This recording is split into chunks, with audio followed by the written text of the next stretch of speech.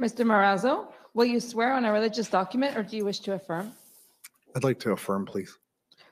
For the record, please state your full name and spell it out. Thomas James Marazzo, Marazzo. Do you solemnly affirm that the evidence to be given by you to this commission shall be the truth, the whole truth, and nothing but the truth? I do. Thank you. Good afternoon, Mr. Marazzo. Good afternoon. My name is John Mather. I'm one of the Commission Counsel. Through your counsel, you have provided a statement about your involvement in the protests in Ottawa. Is that correct? Yes, sir. If we could pull up HRF 1595.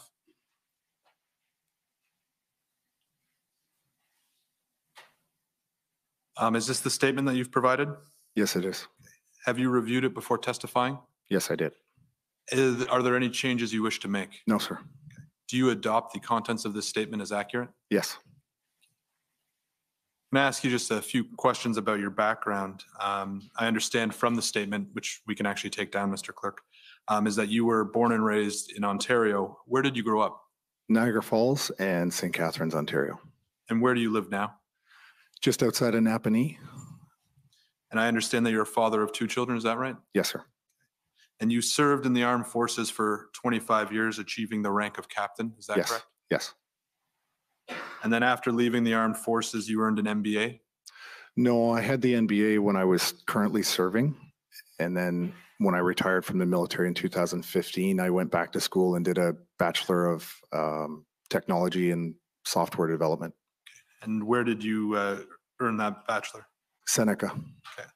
And then after that, you began working at Georgian College as a partial load teacher, is that right? Yes. Sorry. And as I understand it, you lost that job in 2021, is that correct? Yes. Can you please explain to the commission what happened? I was notified that the college had adopted the province-wide COVID-19 vaccine mandates. And I had had some interactions with my union and realized that the union was not going to be supportive. And so subsequent emails came out from the president of the college herself.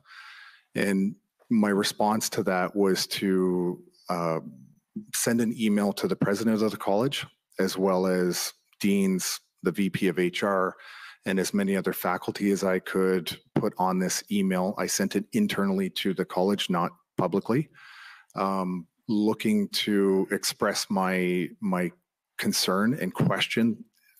I'm not a lawyer, obviously, but questioning the legality and sort of the morality of what they were doing. And a few days later, I was terminated with cause. And when was that approximately? September 13th of last year. So year September. Okay. And what were you doing between September 2021 and your arrival in Ottawa, which we'll get to in a minute, which I understand was in January 2022? Yeah. My former spouse and I sold our house and we purchased land outside of Napanee, and then we moved to that area.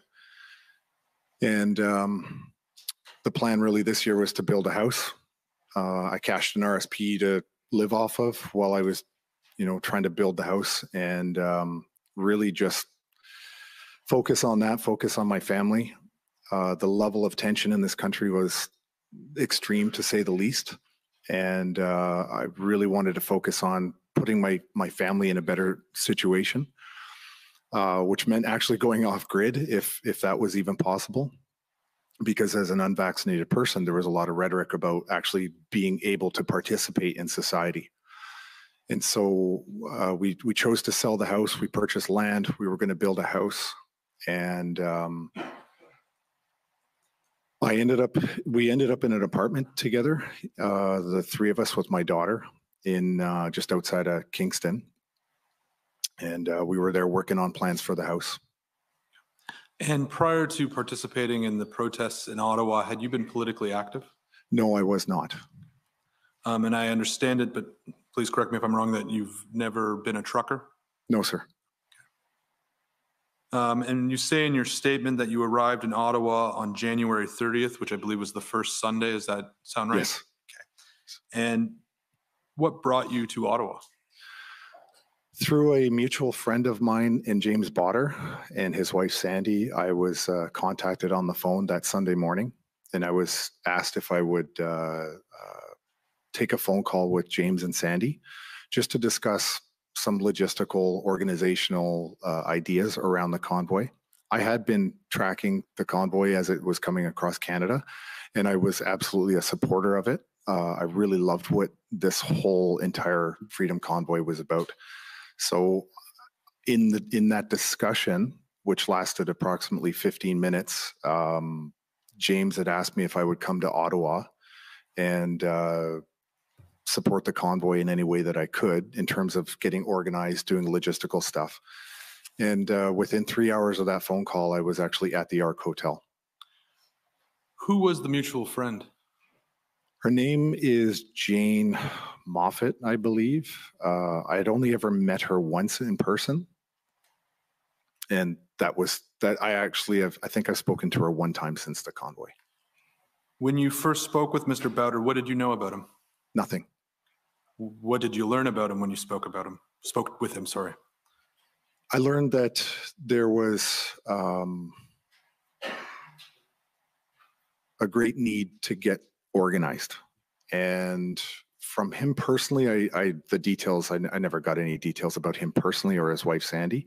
I knew there were two people that were trying to affect the change in this country, and I wanted to help them out. So there was an opportunity for me to employ the skills that I have gained over my career. And so I recognized it as a great opportunity to get involved. Do you have any sense how James Bowder identified you as someone who might be able to assist? I think Jane had mentioned to him that I was retired military, and I think that's pretty much it. After that initial phone conversation with Mr. Bowder, how often were you two in communication? I had seen James when I first arrived at the Ark, and then it was somewhat sporadic. I think he moved to a different location. I don't know where. I know he had a room in the Ark, and I would occasionally run into him. My contact with him was very sporadic. When you arrived at the Ark Hotel in Ottawa, what did you learn about the organization of the protests?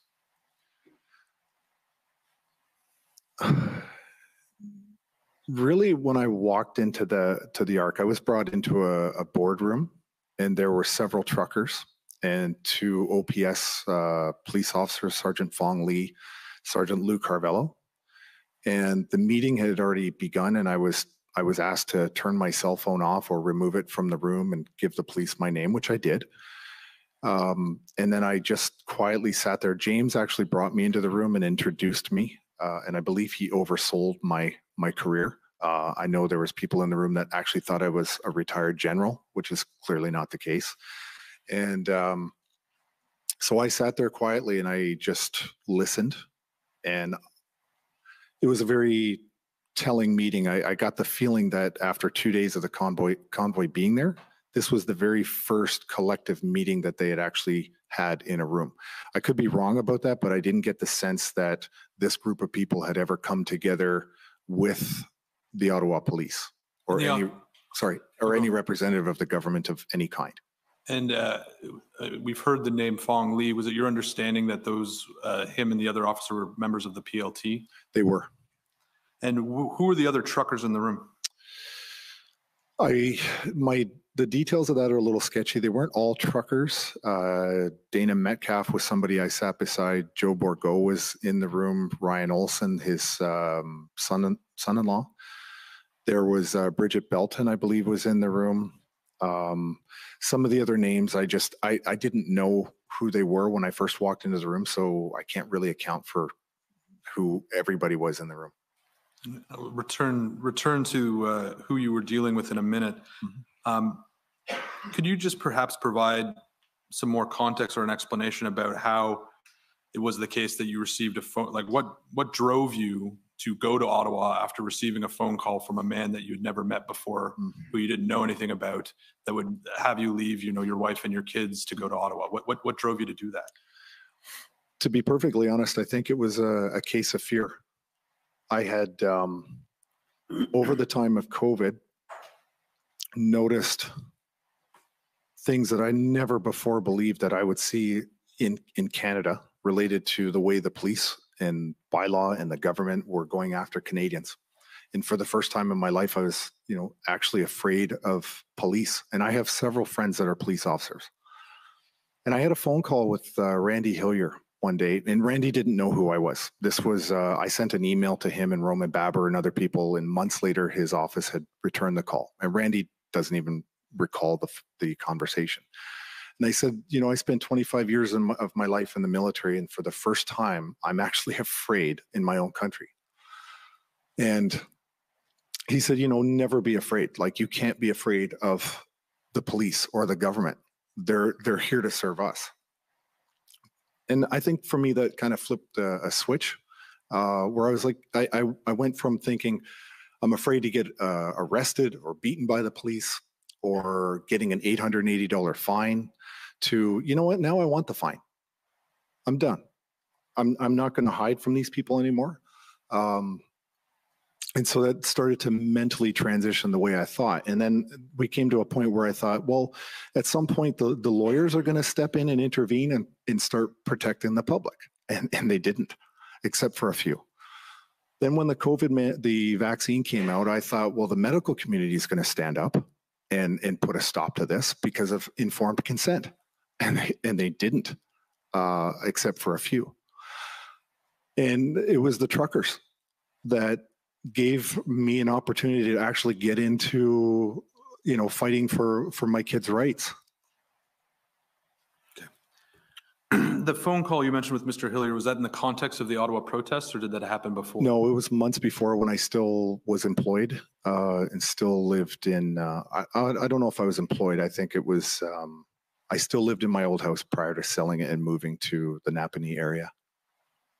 When you arrived in Ottawa, did you have a sense of how long you were planning on being there? No, I had a bag, 5 changes of clothes.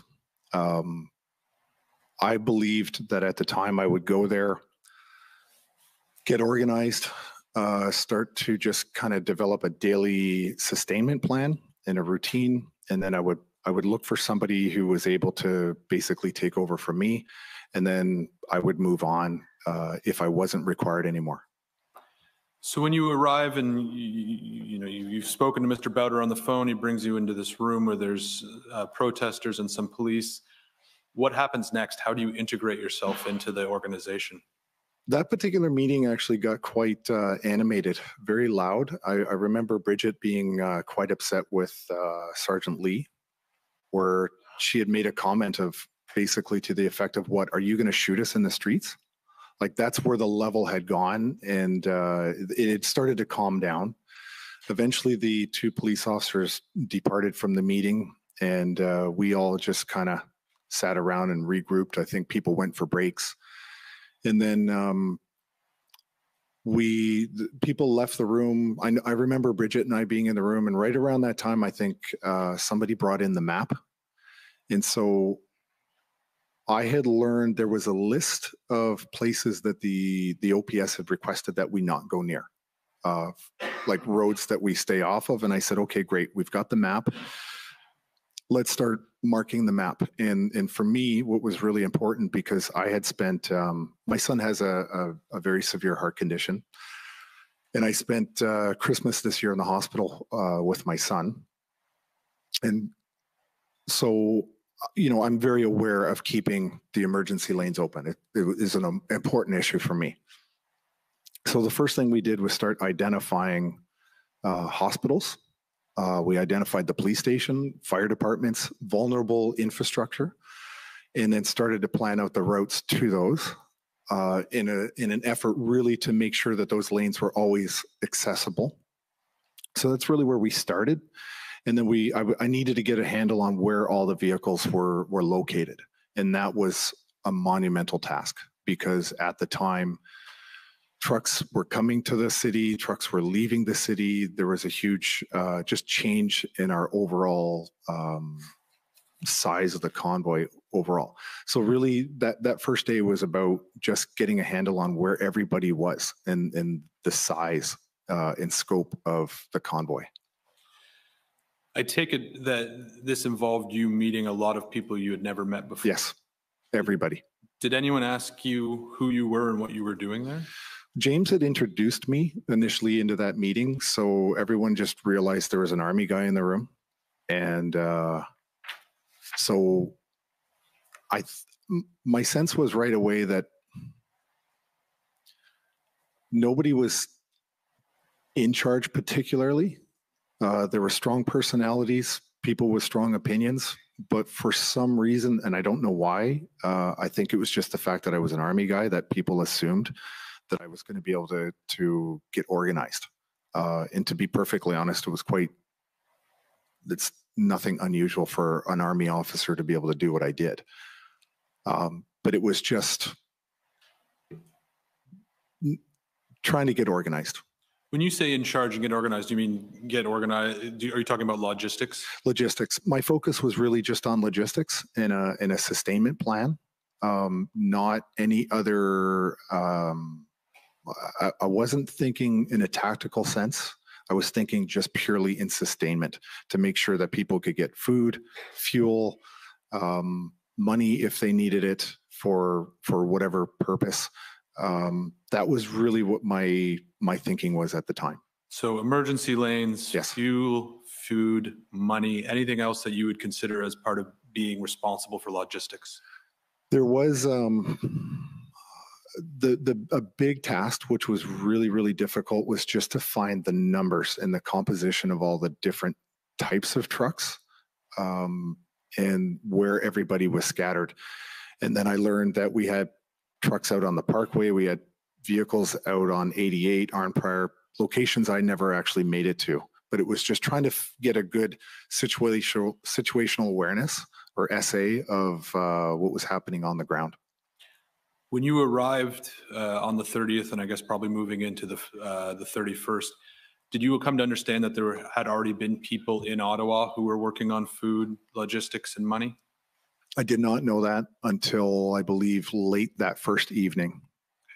And that is when I met Tamara and found out that there was an alternate coordination center at the Swiss Hotel.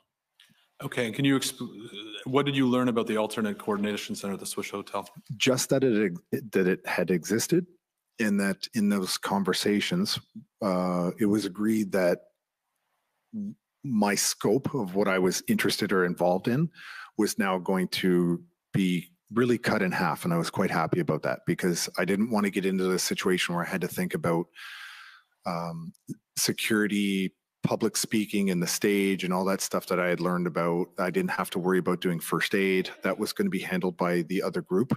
We were just really going to focus on the logistics in terms of feeding, fuel, and then truck movements. That was another piece of my responsibility, would be moving vehicles in and out and around the city.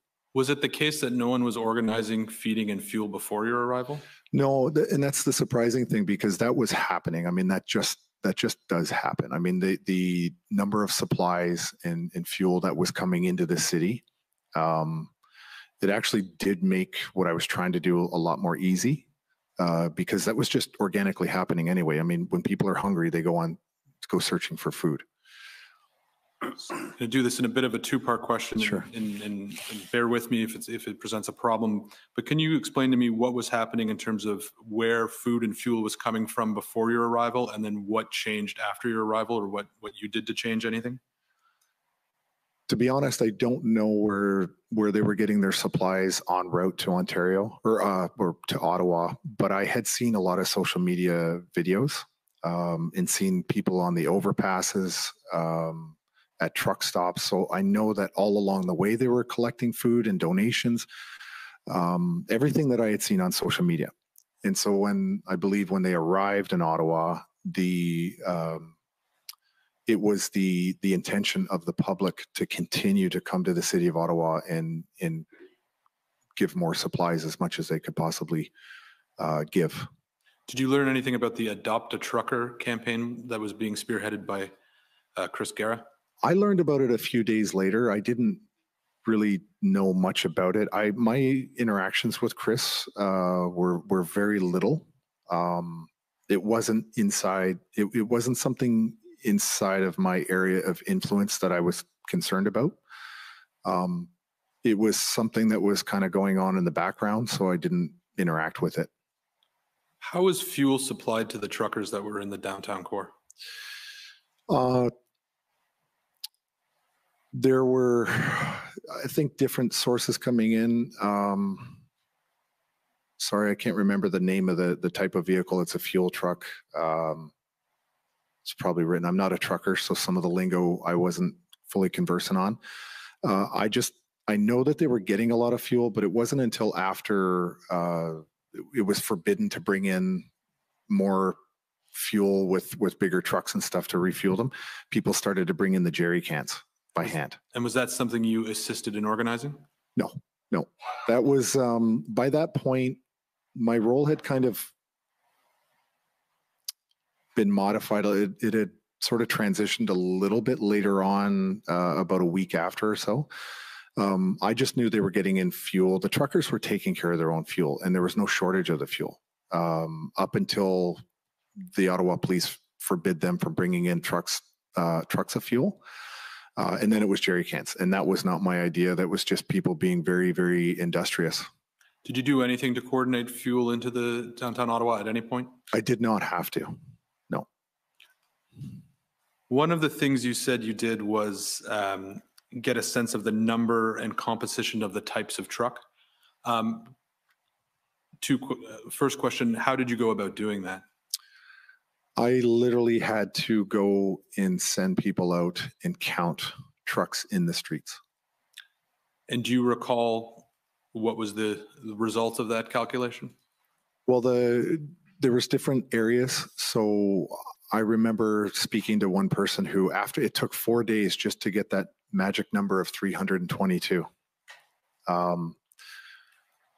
That was a head count. That was literally somebody going out with sticky notes on streets and then actually breaking down by vehicle. It was incredibly difficult to get an accurate count because trucks kept coming and trucks kept going in and out of the city or out to different locations. So at some point, I just kind of gave up on that as a something that I really needed to focus on. I was just kind of more interested in, general terms, where do we have vehicles, center of mass kind of thing.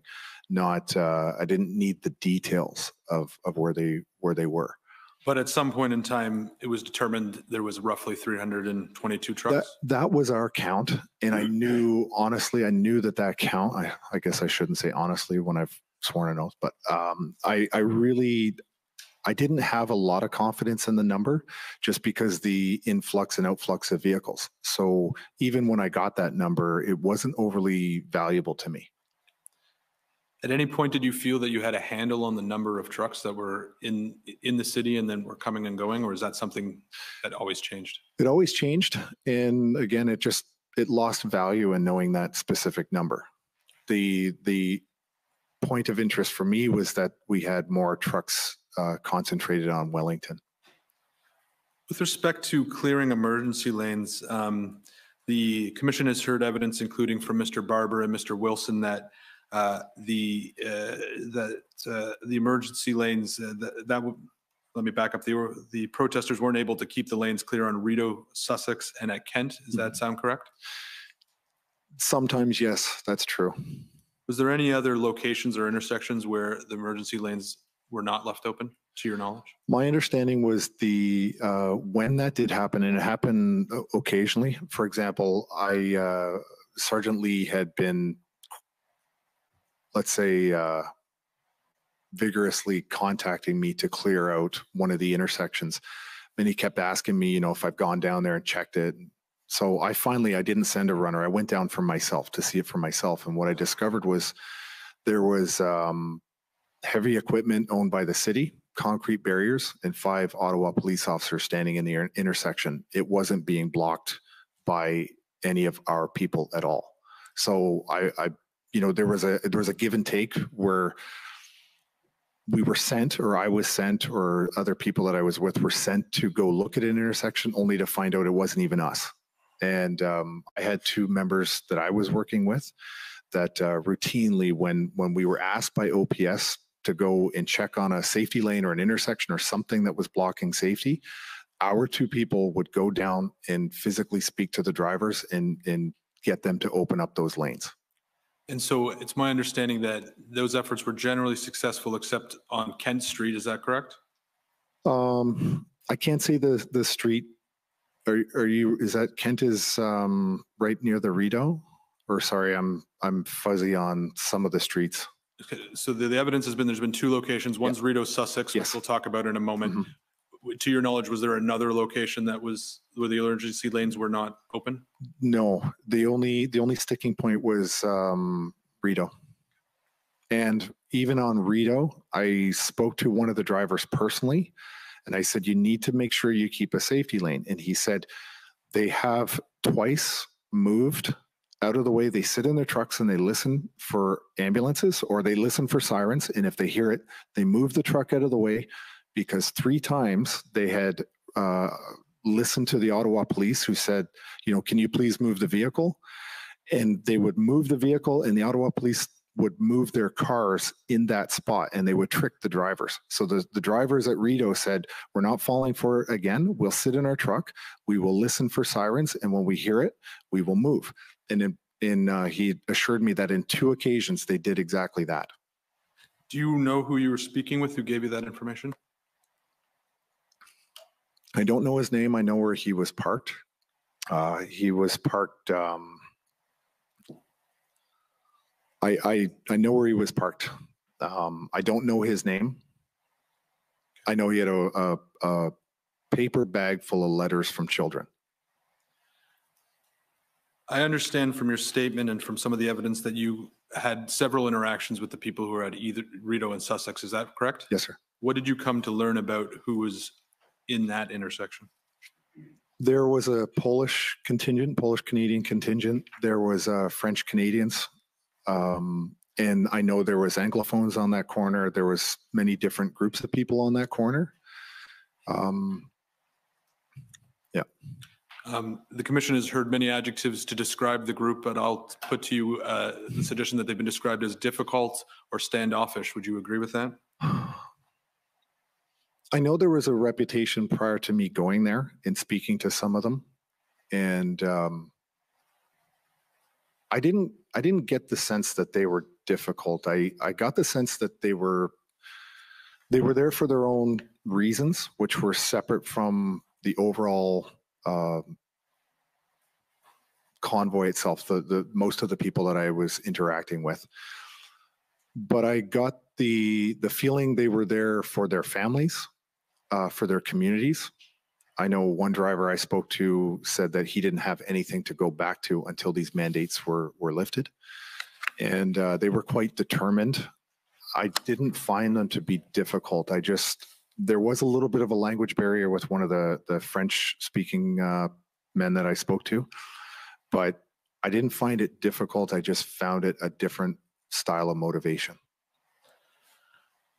We've heard a bit again about with respect to French Canadian protesters there. Were you familiar with the term farfadets at the time? Not until I've been sitting in the audience here.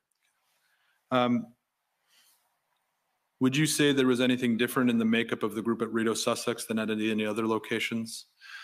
Just that they were more independent than the rest of the convoy. As you began to work on clearing emergency lanes, interacting with the police, working with the protesters, what did you come to understand the organization of the protest movement to be? Very, very decentralized. I learned that the truckers were not from big organizations, that they were actually independent owner-operators of their vehicles, and that you really had to be respectful of the position that they were in. They were individual business owners. They weren't going to take orders from anybody. They weren't going to take orders from me just because I said, I had no legitimate or legal authority to tell anyone to do anything, and I wasn't signing anyone's paycheck. This was a case where you had to use your soft skills to communicate and get people to buy in with what you were trying to do collectively. To your mind, were there any leader or leaders of the movement? I think there were people that were in leadership positions. For example, Chris Barber is a very charismatic person. He's an honest person. He'll just tell you the way it is, and he was very, very effective at communicating with truckers, and it didn't matter what their backgrounds were. They were all truckers.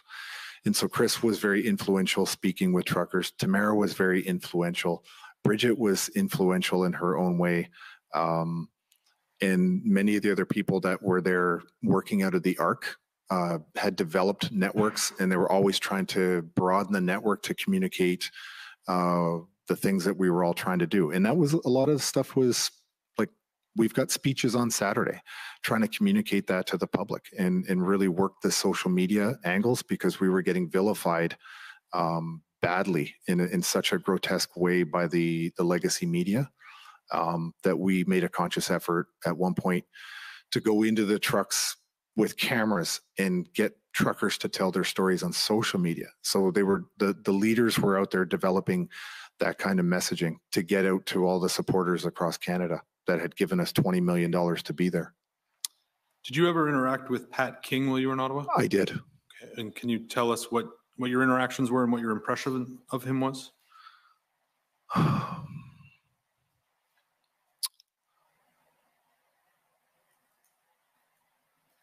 Really, my interactions were very, very little with Pat King, and it wasn't overly impactful, to be honest. I just I had spent maybe 2 to 3 occasions in his presence, and it was very little.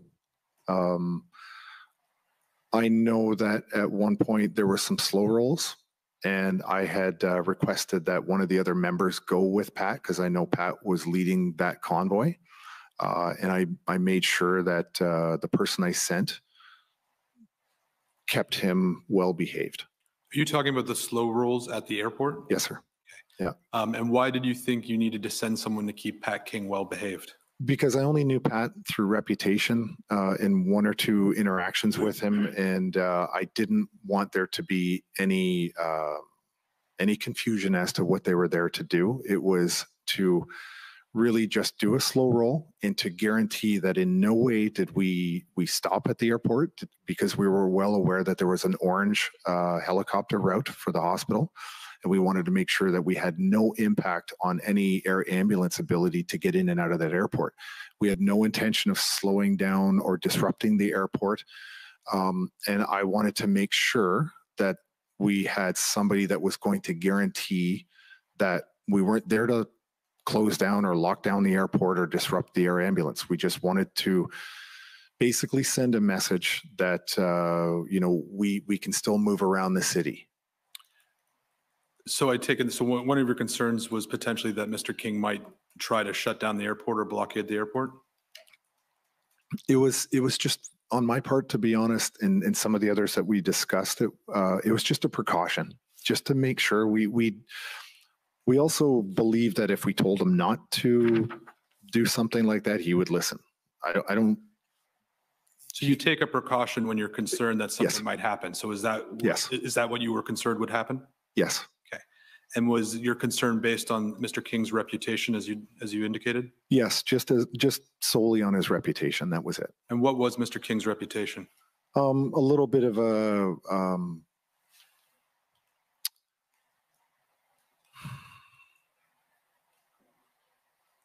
wild card. I remember in a meeting once that I had jokingly referred to him as a hand grenade going off in a room and scaring everybody else that it was going to explode. And it was a bit of a joke. He laughed. Everybody else seemed to think it was funny, but it was kind of like funny because, yeah, that's true. But just reputation-wise, he was a little bit of a wild card, and I just wanted to make sure that we were able to contain anything like that. Were you concerned it was possible that Mr. King may not engage in peaceful protest? That was never a concern that I shared or had. And you mentioned that you had dealt with Mr. Bowder sporadically Yes. after the initial phone conversation and the introduction. At any point, did you become aware of the memorandum of understanding, which I'm sure you've heard about over the last few weeks or the last few days at least? Yes, sir. I did hear of the memorandum of understanding. I learned about it once it was submitted already to, I believe, the Governor General. I think the media had a copy, and I had read it. Again, I'm no lawyer, but I know it wasn't written by a lawyer. It wasn't very well written. And I remember having a conversation once I learned about the MOU with somebody that I believed to be involved in drafting the MOU. And it was a private one-on-one meeting. And I said, you must retract that. If you do not retract that, or pull it back, or put the genie back in the bottle, we are going to denounce it. It made us look like we were here for a completely different purpose than what we were there for. It really muddied the waters. And I don't know if as a result of that conversation, they pulled it back. I just know that the next day it was sort of retracted. When you say it made it look like you were there for a completely different purpose, what was that purpose? Well, I had read it, and as far as I was concerned, it was, we were there for the mandates. That MOU was there for a different purpose. And I don't remember the details of it, to be honest. I skimmed through it. It was not very well written. And so I didn't think it was credible. I didn't think it was appropriate. And I certainly didn't think that the government was ever going to suddenly resign because somebody sent them a memo. You may not remember the details, but was your concern that what the MOU appeared to call for was something that was undemocratic?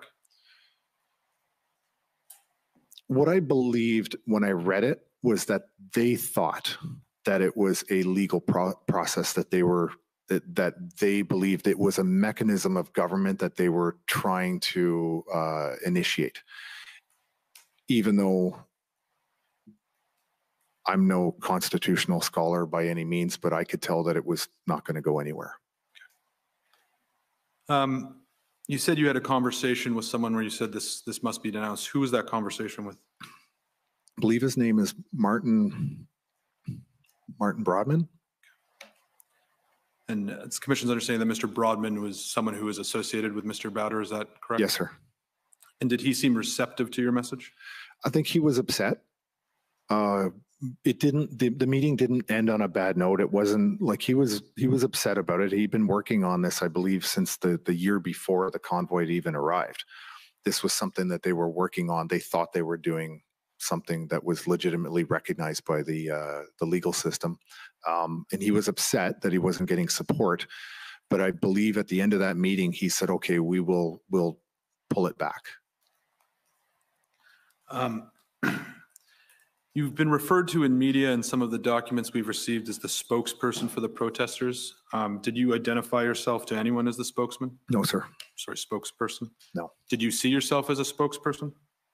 The last 2 days, on the 18th and 19th of February, was the one or the two times only during the convoy that I had chosen to speak without being or without discussion with other members of the convoy.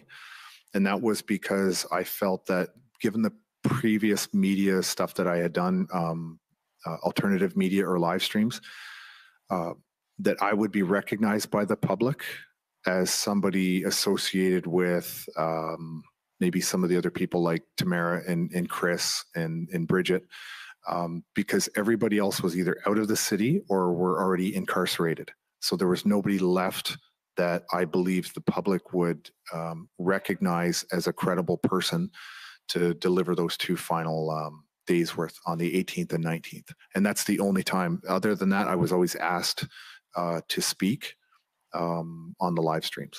Right, and you did on multiple occasions either speak on live streams or in sort of forms of press conferences. Is that fair?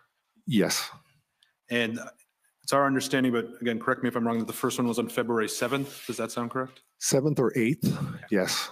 And then on the 10th, and I did clean up some of the confusion that I had caused on the initial Well, let's talk about some of that confusion right now then. So it's our understanding it's the 7th. Yes. That you gave a press conference. Mr. Barber was there, Ms. Belton was there, Ms. Leach was there, and some of Yes. the other organizers. Yes. You know what I'm referring to? I do. And how did that press conference come about? I do not remember the person who asked me or the group of people who asked me to speak, but I believe just previous to that, it was the night after the night of the Coventry raid that we did a live stream as a larger group, and it seemed to go okay with I guess my presence on a video. So I was asked the next day to deliver a message on a live stream. And I don't remember who asked me to do it. I just know that I was asked to do it and that I would be accompanied by several members of, I think the entire board, as well as 2 doctors who were in attendance in that video. So if we could pull up COM 50884, and as it's coming up, Mr. Marazzo, you can confirm if it is the case, but we understand that this is the press conference. And yes, then this is it. This is it. Okay. Different sources that if you could pause it, please, and go to the 7:25 mark.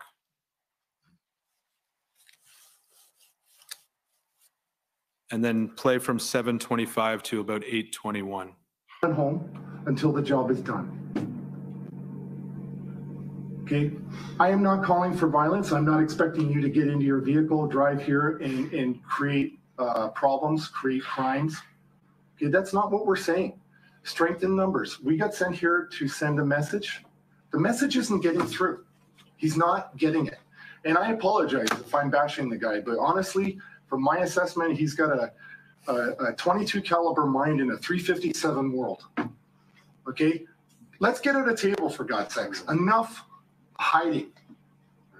I'm willing to sit at a table with the Conservatives and the NDP and the Bloc as a coalition. I'll sit with the Governor General. You put us at the table with somebody that actually cares about Canada. Okay. One quick question, and then I'm going to ask you about the statement that caused confusion. When you made a reference to a 22 caliber mine in a 357 world, this has been something that's been reported on. Were you referencing Mr. Prime Minister Trudeau? I was.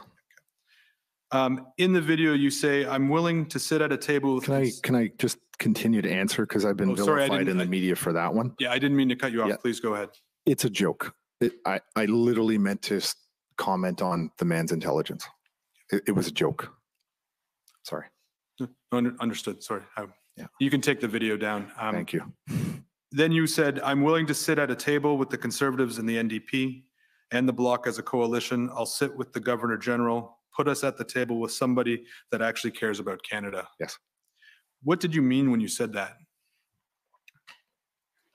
In no way did I ever mean or intend for us to be part of the government. I wanted them to come and sit literally at a table and start figuring out a way to be an effective opposition to the Liberal Party of Canada, because we weren't seeing any opposition at all with the official opposition of Canada.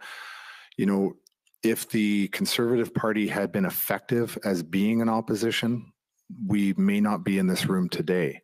But instead, they just didn't oppose anything that was happening to Canadians as to why we were there. And when we got there, there was no attempt at any level of government, municipal, provincial, federal government, to even talk to us, to get in a room with us. And you've heard the testimony here. Nobody ever wanted to even have a conversation with us. So I want to say that I was quite sick throughout my time during the convoy. And, you know, I was exhausted. I was dehydrated. Lots of stuff. And in that particular moment of that video, I did misspeak. It wasn't very clear what I was getting at. 2 days later, I tried to clarify that, or 3 days later. But what we wanted was for the government, anybody, we were desperate. It was a basically a cry for help to come in and sit down and do this democratically. And that is a mechanism of government, because as we've seen since then, or even during the convoy, the NDP and the Liberals were forming a coalition that the public had not yet known about. And so, you know, forming a coalition seemed to be something like we were trying to nudge them, motivate them in any way we could just to talk to us. And to this day, they've never spoken to us, ever. Some media outlets reported on those comments to suggest that you were saying that the protesters wanted to form governments in which they would be in a coalition with the opposition parties, but the protesters themselves would form part of the government. Yeah. You know what I'm talking about? That is my fault, that the way I phrased that in the video, that is not what my intention was, but the way I phrased it, I can understand that being confusing, but it's not what I intended. We wanted no part of being the government. We wanted the government to do the governing, but to listen to us. I understand that you spoke again on February 10th and attempted to clarify your statements. I understand that, but did you take any steps to clarify what you meant with the media outlets who were reporting that the protesters wanted to form a coalition government? No, I was not in charge of direct contact. I had no direct contact with the media, and as far as I was concerned, my belief was if they actually started to do their job and report fairly, we would reward them with contact, or I would, or whatever, not necessarily me, but if they continued down the path of constantly vilifying and lying about us, I didn't see the point really of talking to them at all. We were effective, highly effective at getting out everything we wanted to get out to the public through alternative and social media. So you didn't make any efforts to go to the reporters who had reported a different interpretation and say, that's wrong, can you please fix it? No. And so you don't know whether or not they would have issued a correction or issued maybe not a correction, a follow-up story. You just don't know. I don't know. And they never reached out to talk to me from my knowledge either. After the February 7th press conference, Benjamin Dichter, who's a witness we'll hear from later, sent out a press release saying that only himself, Mr. Barber, Miss Leach, and a woman named Dagny were authorized to speak on behalf of the protesters. Do you know what I'm referring to? I do. Vaguely, I do, yes. Did you ever have an interaction with Mr. Dichter where you discussed who was authorized to speak on behalf? My interactions with him were very, I think if I added up all the entire time I've ever spent with him, I'd be lucky if it was 15, 20 minutes that I've ever spent in a room with him. So I can't really say for certain when or what was ever discussed with him. I was just not interacting with him at all. I'm going to move forward a bit, well, not that much forward, a day forward to your meeting with Steve Kanellakis, which again, the commission has already heard a fair bit of evidence about. But I take it you recall meeting with Mr. Kanellakis? Yes, sir. Why did you want to meet with Mr. Kanellakis? I actually didn't. I had grown incredibly frustrated with the police liaison officers that I was dealing with. And I had requested through them to talk to an inspector. And I had also made that same concern known to the police liaison officer from the Ontario Provincial Police. And I didn't want to interact with the two sergeants that I had been dealing with anymore. I wanted somebody who was in a better position to make decisions. And also, I wasn't 100% sure that our concerns were being raised up the chain of command in a way that I was comfortable with. And that's not to suggest that, the two officers from Ottawa Police were bad people or anything like that. It's just I didn't get the sense that they were taking us as seriously as I would have hoped. And so I was requesting to not talk to them anymore. I wanted an inspector. And I was led to believe that I would be talking to an inspector one evening. And I was waiting patiently in a room by myself to speak to the inspector. And mystery inspector never arrived, even though I was led to believe I would get one. So I walked away from the meeting when I found out I wasn't going to be talking to somebody more senior. And the next day, I believe, is when the offer came to us, or to me, to meet with somebody at the city. I had no interest in meeting anybody from the city at that point. I knew where my focus needed to be was with the police. I wasn't interested in any level of the city. Can I pull up OPS 8527?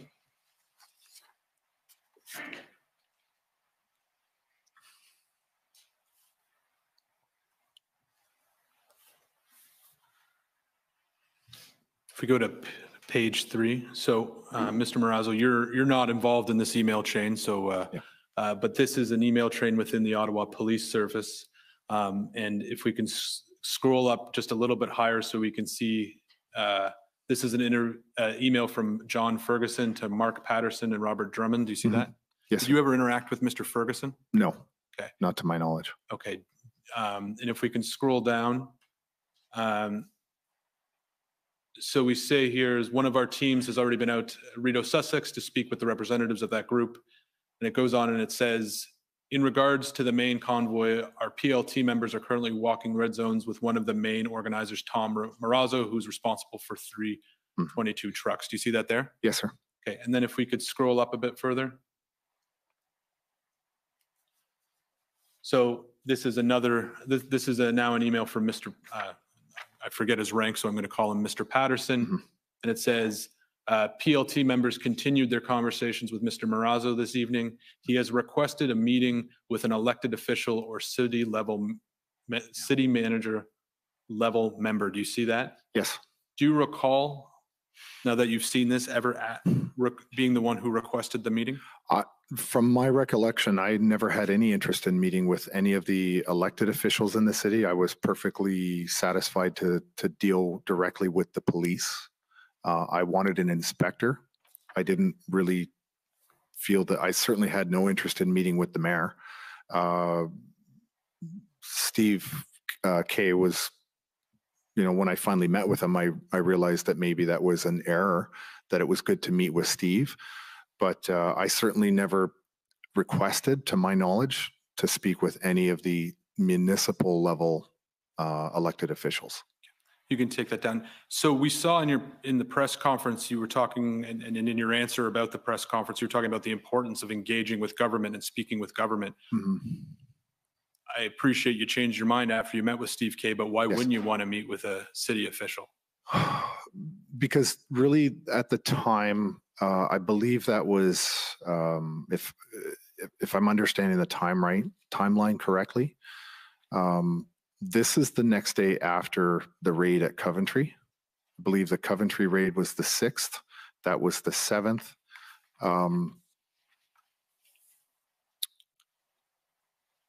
I wanted to deal directly with the police because I felt that the police were the ones that were getting the most pressure.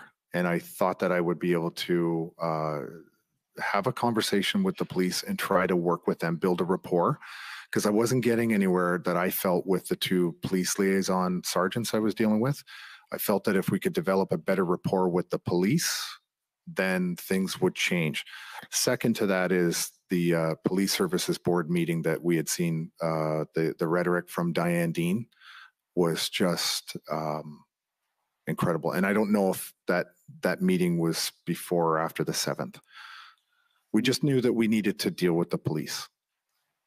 And Mr. Wilson mentioned in his testimony on more than one occasion that you had a sense that former Chief Slowly you were concerned about the pressure he was under. Is that yeah, accurate? I had seen the recording of the police services board meeting that Diane Dean had been the chair of the police services board at the time. And I was extremely concerned about the things that I had witnessed her say on the video. And so I waited to see the reaction from Chief Slowly. And then I got a little bit more concerned again. So I rewound it and I watched it again. I watched her comments. I watched his reaction, and I knew right there and then that the situation had fundamentally changed for all of us, them as well as us. And I realized that if we didn't do something to take the pressure off of the chief, things were going to dramatically change for the worse.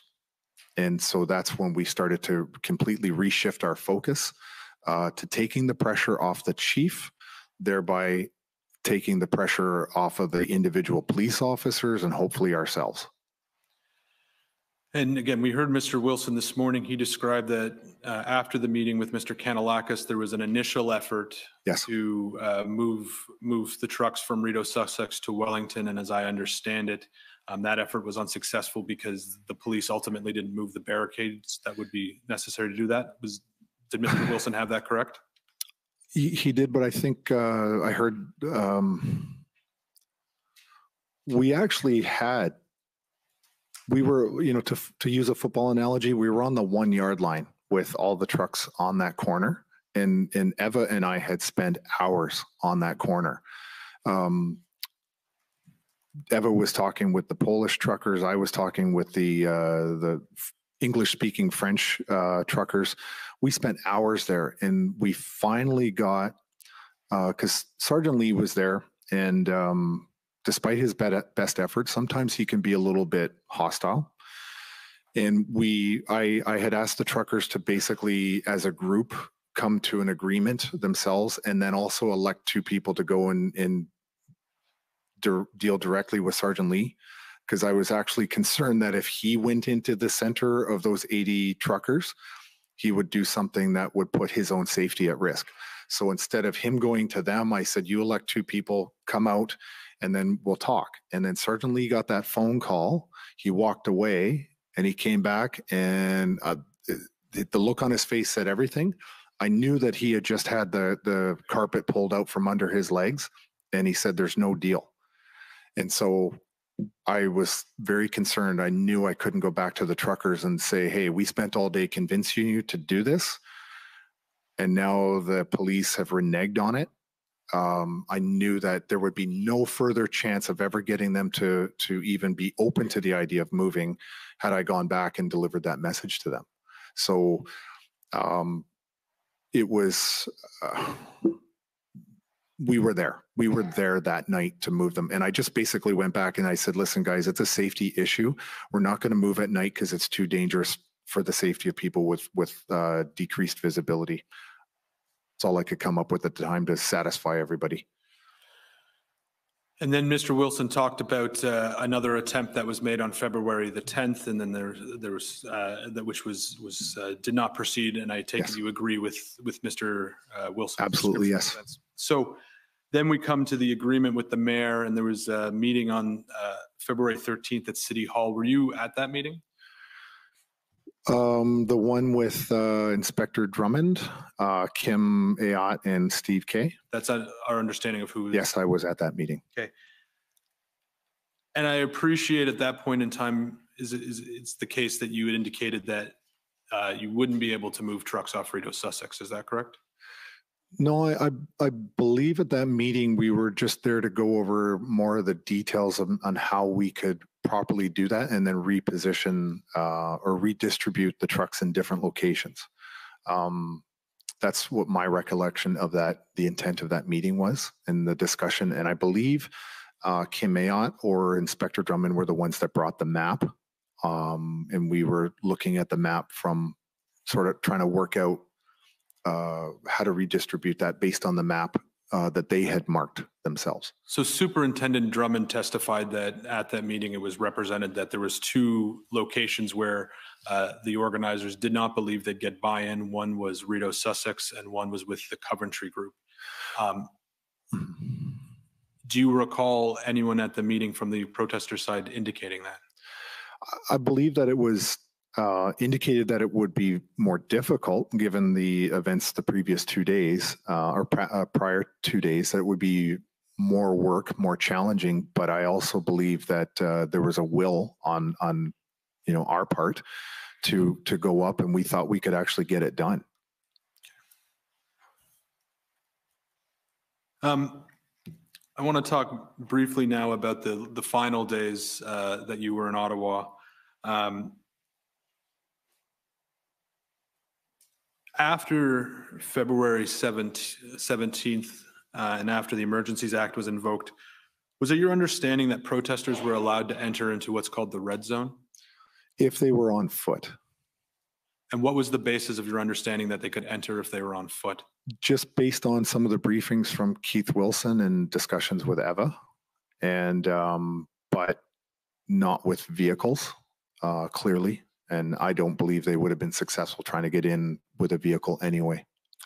And up until at least the 14th, you've been in daily contact with police liaisons, is that correct? Yes, sir. Did you have any contact with them after the invocation of the Emergencies Act, and did they give you any indication whether or not you were allowed, whether or not protesters on foot were allowed in the red zone?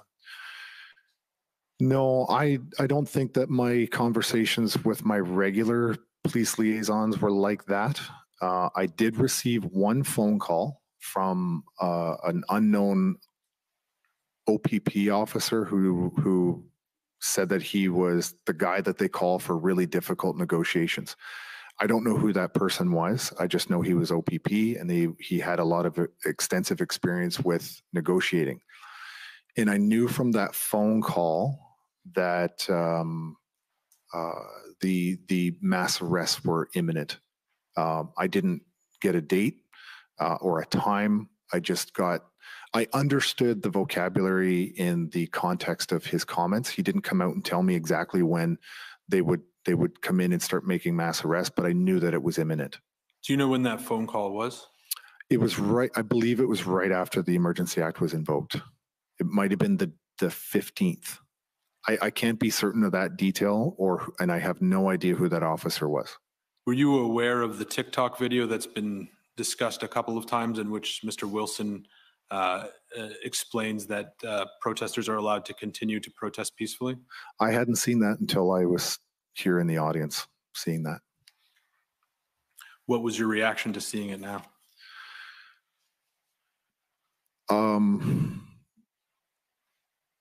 No real reaction. Was there at any point when it became clear to you that the police were not going to allow protesters on foot to be in the red zone? Not until the first day when they started attacking people up in front of the Senate. And what day was that? The 18th. And during that time when the police began clearing the protesters, did anyone from the police ever indicate to you that there was an area where protesters could go to protest? No, sir. Did you ask whether there's anywhere that I did not. Is it something that crossed your mind? No, not at that time. That's not really where my my headspace was. I was quite concerned about the things that I had personally witnessed. That day I was there when the two people were trampled by the horse. I had seen some things that I never thought that I would see in this country. And I've run past my time, so I will ask you one last question, which is there anything else that you think is important that we should ask you about? No, sir. Thank you. Okay. First up is the Government of Canada, please.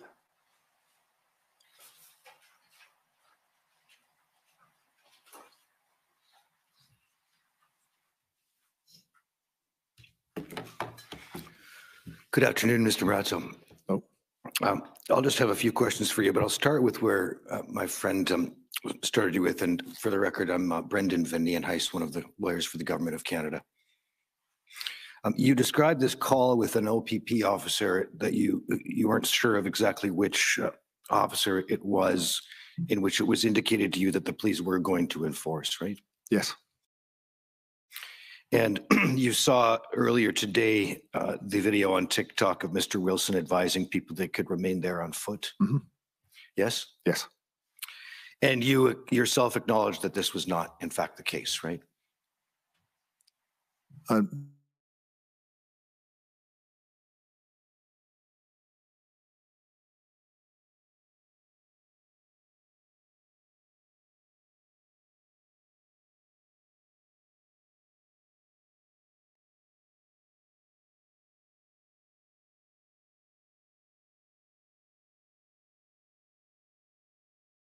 The stream stopped for me. somewhat questionable. Case back. That you would be within your right to be, from my conversations, in the briefing from Keith, that you would be within your right to be in the red zone. I just didn't think you'd get a vehicle in there, but that you could remain there as long as you weren't, bringing in a vehicle or anything like that. The call you described, you thought it was on the 15th, shortly after the Emergency Act was invoked on the 14th? It's in and around there. I don't know the specific date or the time that I received that phone call. I just know that phone call was somewhat impactful enough for me to remember. And it was a short call. Could we go to HRF 401510?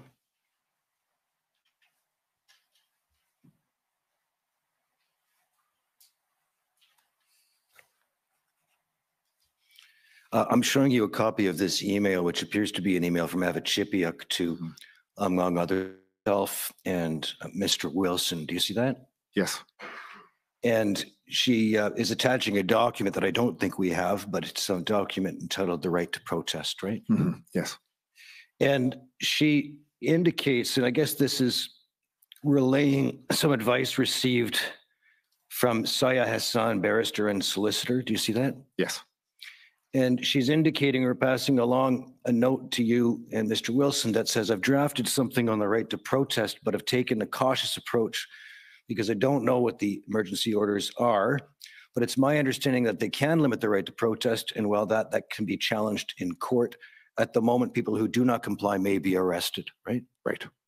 And she goes on to say, I think that if we're advising people, it's important to let them know all of the risks that they're facing and let them make their own decisions, right? Yes.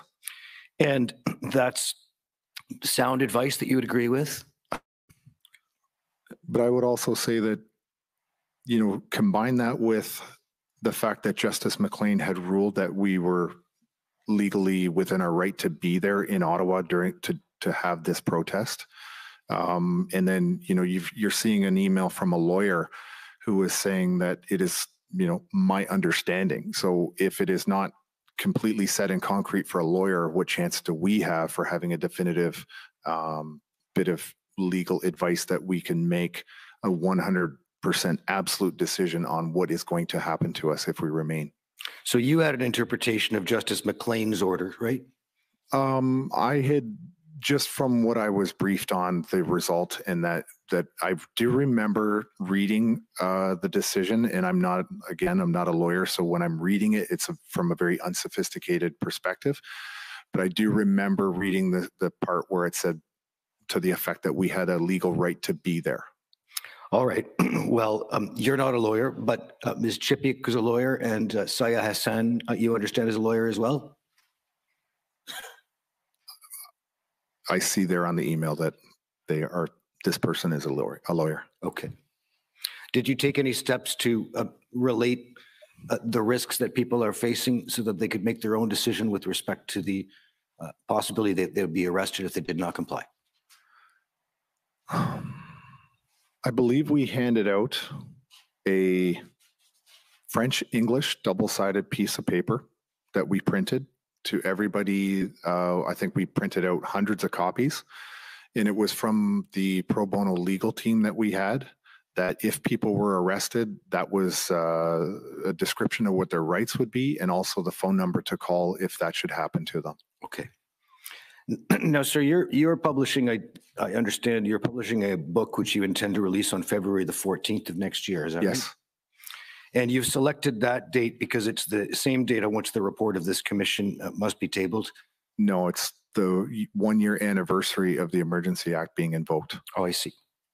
You've been attempting to raise money for the publication of this book through a fundraiser on the website Give, Send, Go, correct? Yes, because I have a team that is helping me, and they also need they need support. Sure. Could we go to COM 50415?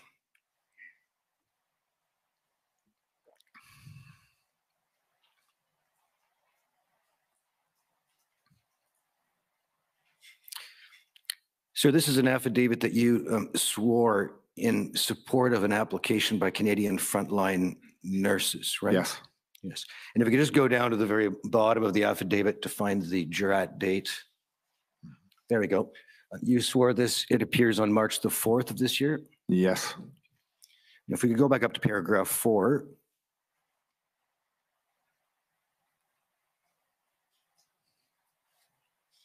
Now, here you say that you arrived in Ottawa on January the 30th with the intention of peacefully participating in the protest, correct? Yes. And you told us shortly ago that your arrival was due to the invitation extended to you to come to Ottawa by James Bowder. Yes. And you understood he was asking for your assistance in providing some form of organization to support his objectives as part of the group identifying itself as the convoy. I wouldn't say as his, because to me it was the convoy. He was somebody participating in the convoy, but yes. Okay. Well, so whoever the convoy Yes. is, that's who you're being Yes, sir. asked to help Yes. by Mr. Bowder. Yes. And you became familiar, you told us, with the memorandum of understanding that he was circulating and intended to deliver to the Governor General and the Speaker of the Senate, right? Yes. I don't know who he delivered it to. I just recall the Governor General was a name that was thrown out there. Let's go to COM 50886, which is a copy of the memorandum, just for clarity.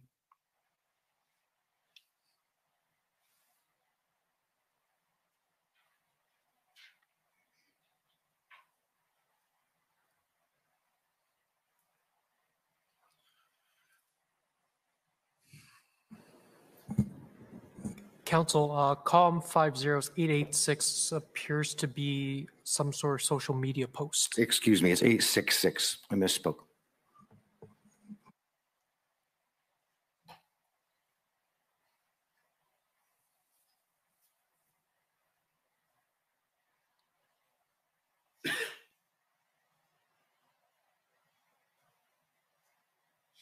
And in fairness to you, Mr. Marazzo, you were clear in saying that this was at the very least not a well-written document.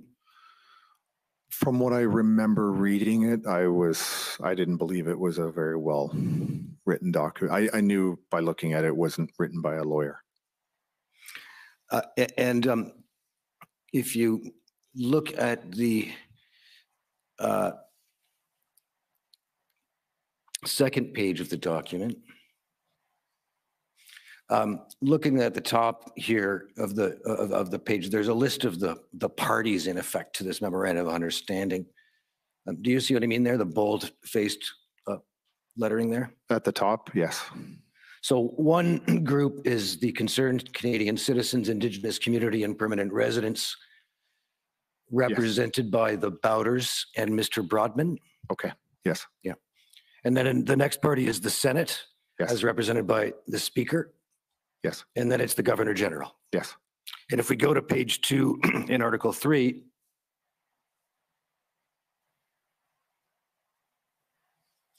you stop there. You see the notion here is that there would be a committee formed between the concerned citizens and the Senate and the Governor General, right? Yes. And that committee then would, under paragraph E, subparagraph E there, instruct all levels of the federal, provincial, territorial, and municipal governments to cease and desist, et cetera, provisions related to COVID-19, right? Yes. And if you go over to page 3 and look at item J there, you see that in exchange for this, the concerned citizens will immediately stop Operation Bear Hug Ottawa demonstration convoy. You see that? Yes. And so in effect, and that was Mr. Bowder's name for the occupation or blockades or what have you in Ottawa. It was Operation Bear Hug. I have no idea what he called it, and I don't know what Operation Bear Hug Ottawa is. Okay. At any rate, you recognize that this document presented something of a nonsensical idea? I would agree with that. And you insisted that it be withdrawn and retracted publicly, and this was then done, right? That's my understanding. And you understood that any legislative action would require the participation of the elected representatives at the federal, provincial, and municipal levels, right? Yes. fact, if you go to Article 7 of the MOU, excuse me, Article 6, you'll see that it is in fact supposed to be construed in accordance with the laws of Canada, right? Yes. Now, you can take the document. Can I just, looking at this, this is a 15-page document. This is not, from my recollection, what I read. Okay. This is not what I read during my time in Ottawa. I believed it to be more of a two-page document. I don't recall ever looking at this particular document broken down like this. Well, I'm sure Maybe it was a media release of some kind they put out, but I don't remember ever reading this. Okay. Well, we'll ask Mr. Bowder about it tomorrow to see if there's a distinction. You indicated in your press conference on February 9th, as we just saw, that you were offering yourself as willing to sit down with the Conservative Party, the Bloc Québécois, the NDP, and the Governor General as some sort of a representative, right? Yeah, so from my perspective, I was thinking not even more as a mediator, but it was really just an SOS, to be honest with you. It was just a literal call for help, a desperation. Stop ignoring us, come and sit at a table. We've got a table. You guys, we'll get you a conference room, but just do something. Instead of taking cheap photo ops and opportunities with people and making this into a political joke for you guys, get off your butts and come here and do something meaningful for the 6 million Canadians that are affected by this crap in this country right now. You had no interest in meeting with municipal elected officials, right? No. Because our issues were not with the municipal government. Our issues with the federal government. We were here to end federal mandates. On February the 13th, you had a meeting with Ottawa Police with respect to negotiations, right? In what regard?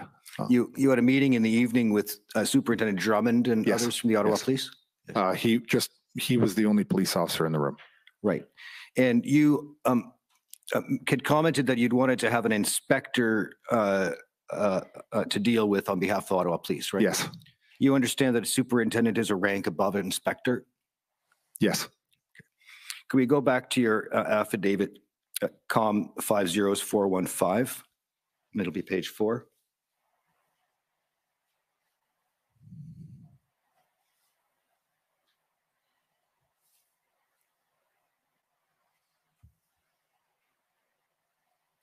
Now, we can go to paragraph 17, I believe it is. You indicate here that the freezing of bank accounts in the wake of the invocation of the Emergencies Act has left me real concern that authorities are surveilling me and may arbitrarily charge and arrest me, although I've committed no crime, right? Yes. I'm constantly looking over my shoulder. I am hesitant to leave my house. I have left my home only twice since I returned from Ottawa. Yes. Right? I'm concerned about traveling with my children, as I'm concerned they'll be taken away from me by Children's Aid in the event the police decide to charge and arrest me. Yes, because I was informed after leaving Ottawa that there was a task force of RCMP, OPP, Ottawa Police, as well as the statements publicly made by Acting Chief Bell that said that you would be identified, investigated, and there would be criminal charges and other punishments coming your way.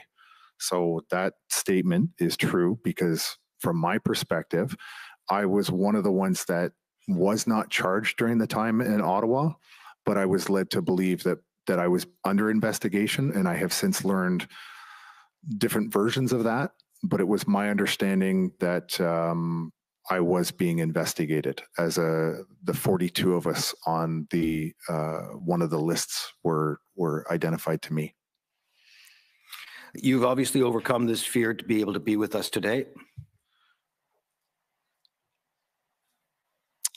Well, I asked Keith Wilson a few months ago, when would I find out that I'm no longer being investigated, and when will I find out that I'm not going to be charged? You would overcome this fear by May the 4th of 2022, when the election period began in the Ontario provincial election, fair? Yes, sir. And that election was held on June the 2nd of 2022? Yes. And you ran in the riding, I understand, of Peterborough Kawartha for the Ontario Party? Yes. And you there received 1,973 votes, amounting to approximately 3.8% of the vote in the riding, right? Yes. Could we go to pb.can.401774?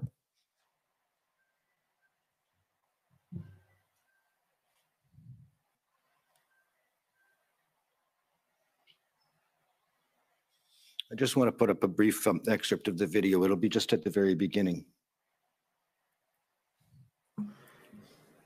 Council, 1174 were the last four numbers that you just stated? 1774. Yeah, I've done it again. Excuse me.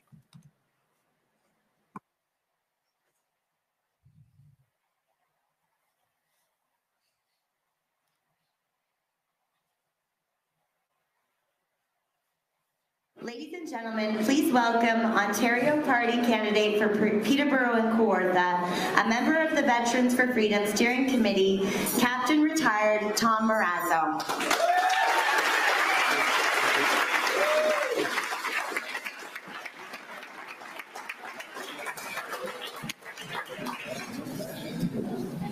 This is a lot harder than it looks. Before I start, there are some people I'd like to acknowledge in the room. And I'd like Jeremy McKenzie to stand up for a moment.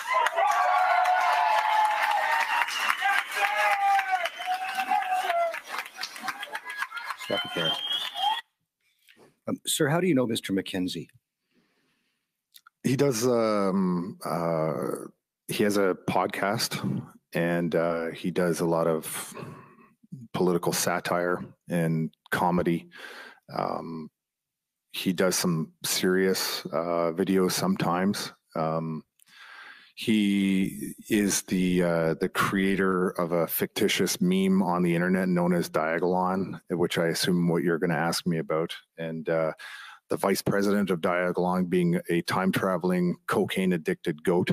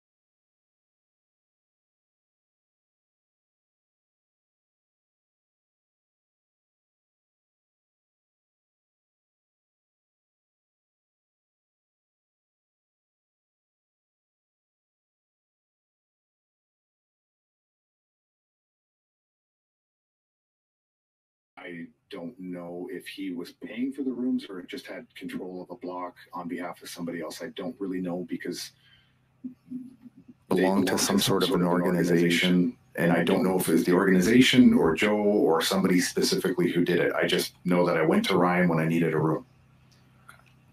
And we know through a variety of means a significant amount of money was raised with respect to the convoy demonstration. Did you have some of your expenses covered? Aside from that? There was occasions where I was buying my own food, and whatever food was donated in the in the conference room that we had. Like I said, I was sick, so I ended up losing 14 pounds, and I've gained more than that back. And I wasn't eating very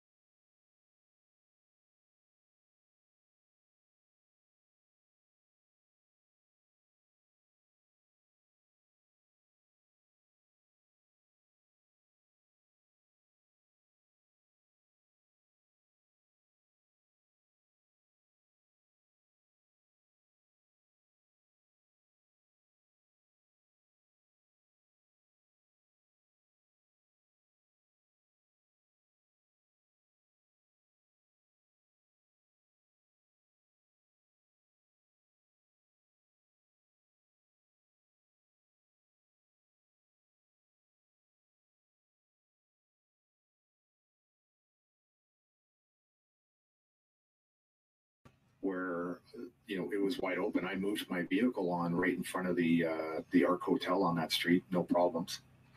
But presumably if people went anywhere other than up and down Metcalf, they wouldn't be able to access the city bus. As you got closer to Wellington, it became increasingly more difficult. Similarly, and particularly individuals who require paratransport buses, they weren't getting anywhere through downtown, correct? Do you mean the shorter buses that are meant for wheelchairs? That's correct. I don't think that that's entirely accurate. I think, again, I would say that for that type of transportation, as you got a little closer to Wellington, it would probably be more of a challenge, but it would be up to the individual bus driver himself or herself to see if they could negotiate through that those intersections. You didn't observe any, though? No, I did not. And just moving to a different topic, police leaks. You were getting information about what the police were planning ahead of time through sympathetic police officers. Is that right? That's my understanding, but they weren't coming to me directly. They were coming from other sources, and then I would have conversations with people that information was passed to them. So you were kind of like the clearinghouse for the intelligence, I guess, for the convoy? No, I tried to decentralize that as well, in the sense that you could, I wasn't a police officer. I had worked a lot with police officers in my military career, but I wasn't a police officer. So we had police officers that were retired that, everybody knows Danny Bulford was one. If I had questions, maybe him or Vince Gersey's, maybe. But at that point, at some point, I stopped actually caring about certain things, and I just left it into other people's more expertise or more capable hands.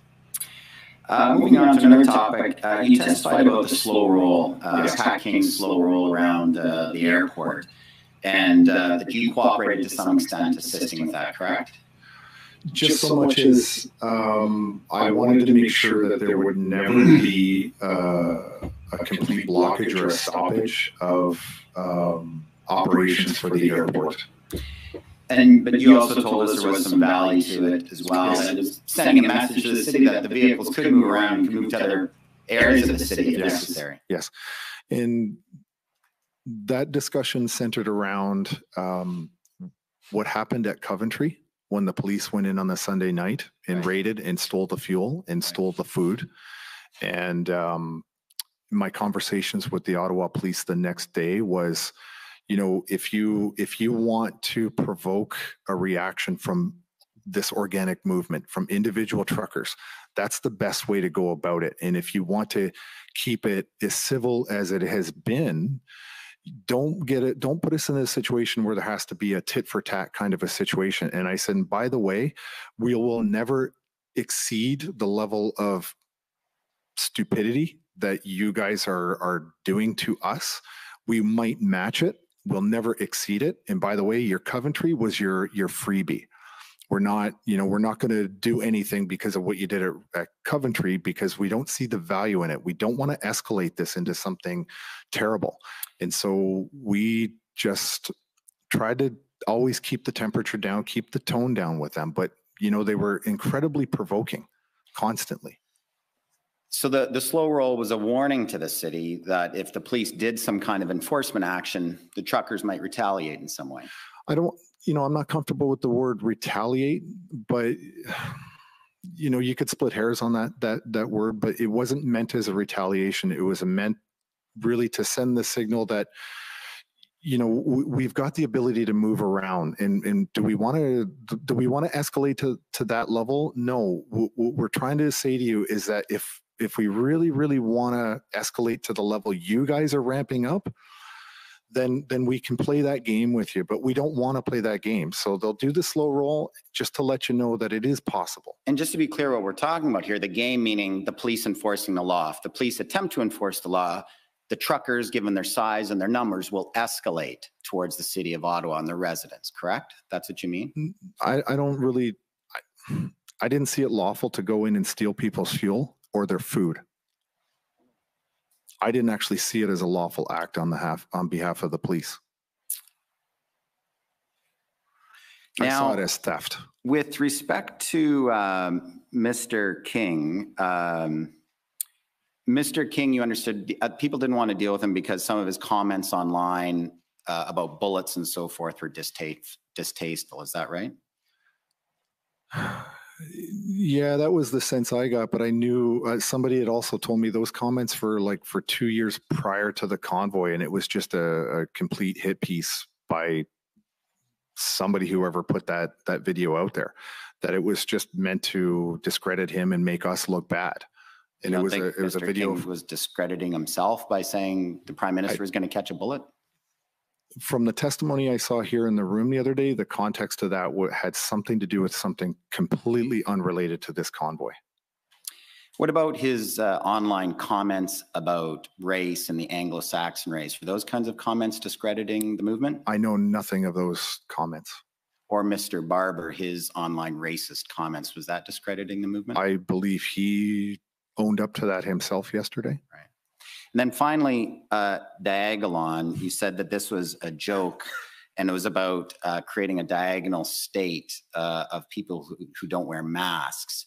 Isn't it in fact the case, it was the concept or the image is a diagonal state where there would only be white people who would live in it and they could get all non-white people out, correct? All right, so. Hey, please, just wait a moment, please. Let's try and keep it quiet, please, while we hear the evidence. This is the equivalent of a court in the sense that we have sworn evidence and we'd like to keep a proper atmosphere. Go ahead, I'm sorry. If you were to meet some of Jeremy McKenzie's friends and the ones that were on the video that I was describing earlier, where they were laughing about the Liberal Party using Diagolon as a justification, you'll see clearly that one of Jeremy's best friends is a black man. I can't even comprehend how somebody. Does he have a Jewish accountant as well? Sorry? Does he have a Jewish accountant as well? I don't even know what that means. Have you looked at Mr. McKenzie's online rants? You've seen them. Do you think that I've seen some of his rants, and some of them, some of the things he says I don't agree with, and some of the things I think he's absolutely spot on. But that's up to me to make a decision on whether or not I find that the content is appropriate or not. And I have seen Jeremy say things I don't like, and I've seen Jeremy say things that I thought were brilliant. Thank you. Okay. Next, call on the Ontario Provincial Police.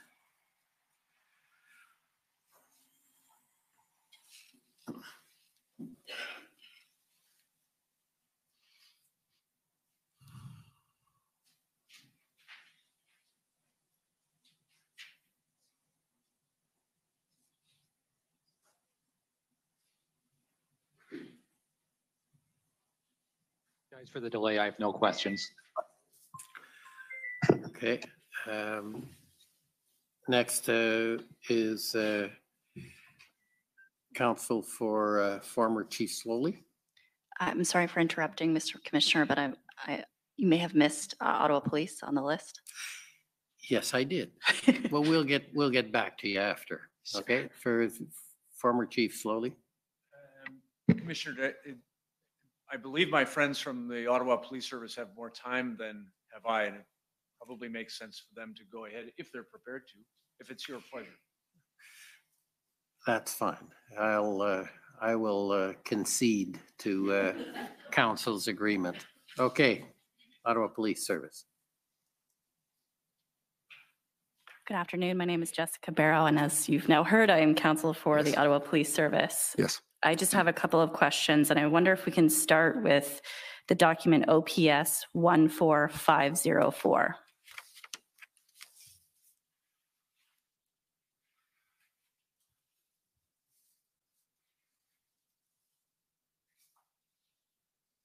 Have you seen this document before?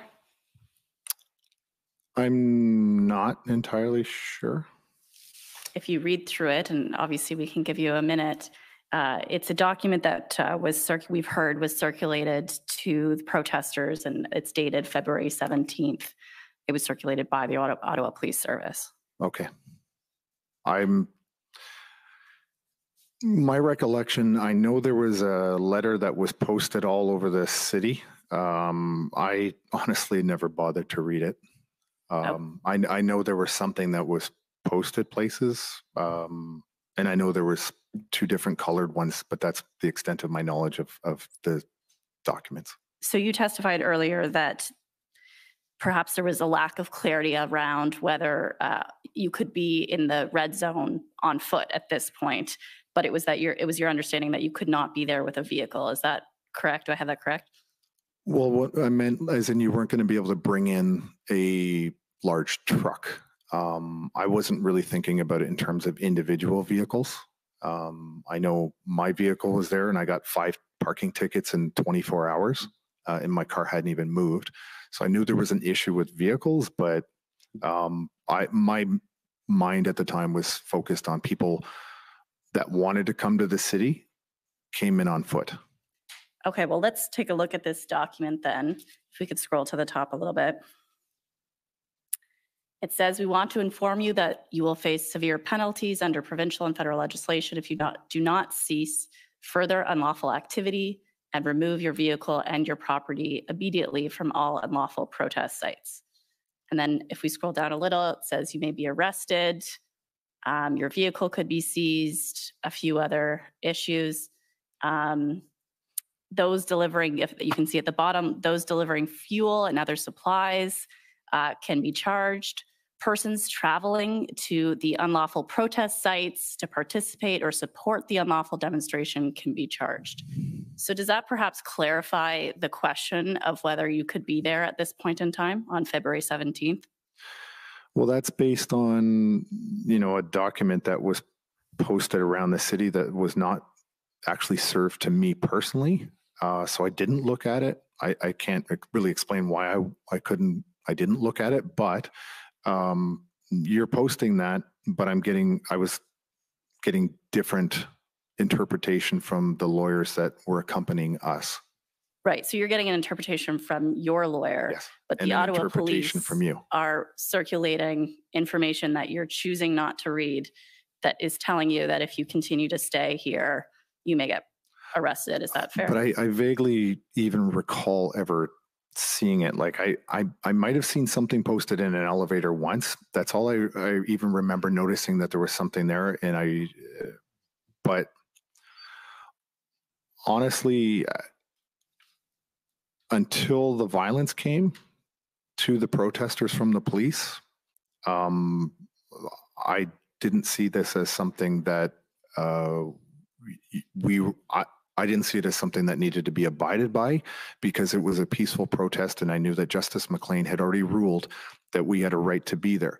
Whether or not the Emergency Act was invoked, we're getting conflicting information from the police.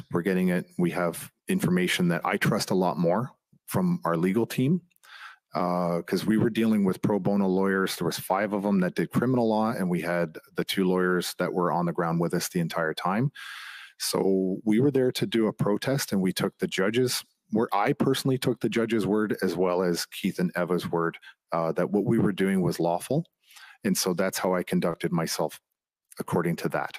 So I respect the fact that you may have been operating on legal advice, but I guess my question to you is, it wasn't a question of there being a lack of clarity from the Ottawa Police Service. And in fact, it was just that you disagreed with the direction of the Ottawa Police Service. At the time, I wasn't really considering that as direction, because at no time did the police actually come up to me and say that in no uncertain term. It was something that was stuck to the wall on a piece of paper. So when it stuck to the wall and then handed to me, it didn't really seem overly credible. And I don't want to say credible, but if it was so important to them, I would have thought that any one of those police liaison officers would have walked up and handed it to me and explained it to me with either a puppet show or a box of crayons so that I could understand it. But that was never the case. It was just posted on a wall. Were you aware that there was also social media posts in relation to these warnings? No. Were you monitoring the Ottawa Police Service social media? I was not. Okay. You indicated you referred to police violence. Yes. Starting on I presume on the 18th of February, correct? Yes. Yeah. And you indicated that you were watching that from your hotel room? No, I was there. Okay. I was only 15 feet away from the horses when they trampled the 2 people. So then you would have heard prior to the arrest taking place, multiple verbal warnings from police officers indicating that if people didn't depart, they risked being arrested. Is that? No, I did not hear them verbally. The front line of police officers were extremely quiet. The front row of protesters were trying to engage the police in dialogue and to convince them to stop doing what they were doing. And there was no reaction from the police on the front line. There was no shouts. There was no, I didn't hear even so much as a bullhorn telling the crowd to disperse during the time that I was there on the line from what I had personally observed. And so if there's evidence to suggest that there were sort of loudspeakers or whatever we're calling them, indicating that people needed to leave or they could be arrested, you just didn't hear that? I did not hear that personally. If that's what was done, I did not personally hear that. And notwithstanding that the police were obviously present and ready to arrest those that weren't leaving, they weren't leaving, correct? They were not leaving. Okay, thank you. Those are my questions. Okay. Now, former Chief Slowly's counsel, please. Thank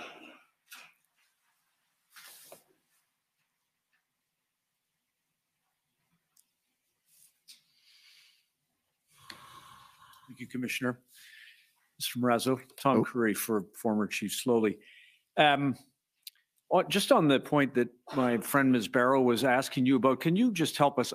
I thought I saw in the statement, we don't have to go back to it, just tell me if I've got this right, that you encouraged the protesters towards the end as this enforcement action rolled out, you encouraged protesters to leave the protest site rather than be arrested?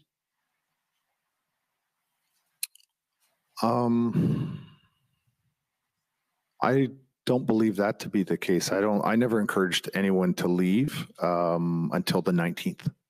On the 19th, maybe I had that date wrong then. Yes. So on the beginning on the 19th, yes. Did you then change your approach and encourage protesters to leave rather than be arrested or dispersed? After what I saw personally in the city, the level of violence that the police had brought to the protesters, what I saw, I was so disgusted. That day, Danny Bulford had also been arrested later in the afternoon. And the following morning on the 19th, I had a meeting with the remaining people that I knew to be leaders or truck captains in my hotel room with other people. And my advice to everybody was to depart the city of Ottawa and to peacefully withdraw, but that it would have to be up to the individual owner operators of their own vehicles. They have to decide for themselves. But our recommendation was that they left the city of Ottawa as peacefully as they could. And at 10:03 in the morning, I remember the phone call with the OPP. I notified them and I said, we will peacefully withdraw. You need to move your concrete barriers and allow us to get fuel into the trucks. And we will start making arrangements to leave as soon as possible. But that each truck driver had to make their own individual decision. And, there is a video of it. I'm sure somebody may bring it up. It was a very frustrating phone call that I had with the OPP. But I said we were recommended. It's not my proudest moment. If you do show the video, my language is terrible. But I was angry and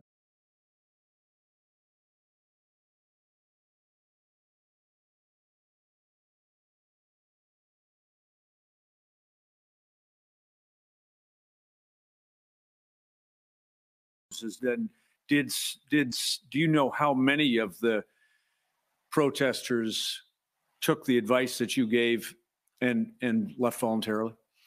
There was a group of protesters that were set up with tents. There was it was an outdoor kitchen basically with a big pig roast and stuff. And that individual who was, I think, owned that tent or was in control of that tent had started to pack up and recommend to his people that it was time to leave. And I just know that various groups took the advice and some didn't. But by the morning of the 19th, from our perspective, the violence just actually got worse. And when they moved down to the War Memorial, that's when things got really quite disturbing and even on the 18th, things were incredibly disturbing. you'll hear testimony here, I'm sure, from Chris Deering, the horrific things that he had, and he's a combat veteran of Afghanistan. So after hearing that, in seeing the footage of all of that stuff, after that, there was no way there was any point in staying any longer. I mean, I understand violence. There was no way those truckers were ever going to be able to repel the police in any way. The truckers those who remained and those who didn't were not allowed to get out, because I think at that point on the 18th and 19th, the police decided they're going in. And we had seen the text messages of RCMP officers laughing and joking about bringing, like, don't do it all in one day. Let us get our turn on the next day. The police were getting geared up. That was leaked to the alternative or social media, where they were joking and laughing about using jackboots on people. Right. So just a couple of things then. You told the commissioner that you were watching the interaction between the Police Services Board chair and Chief Slowly. Yes.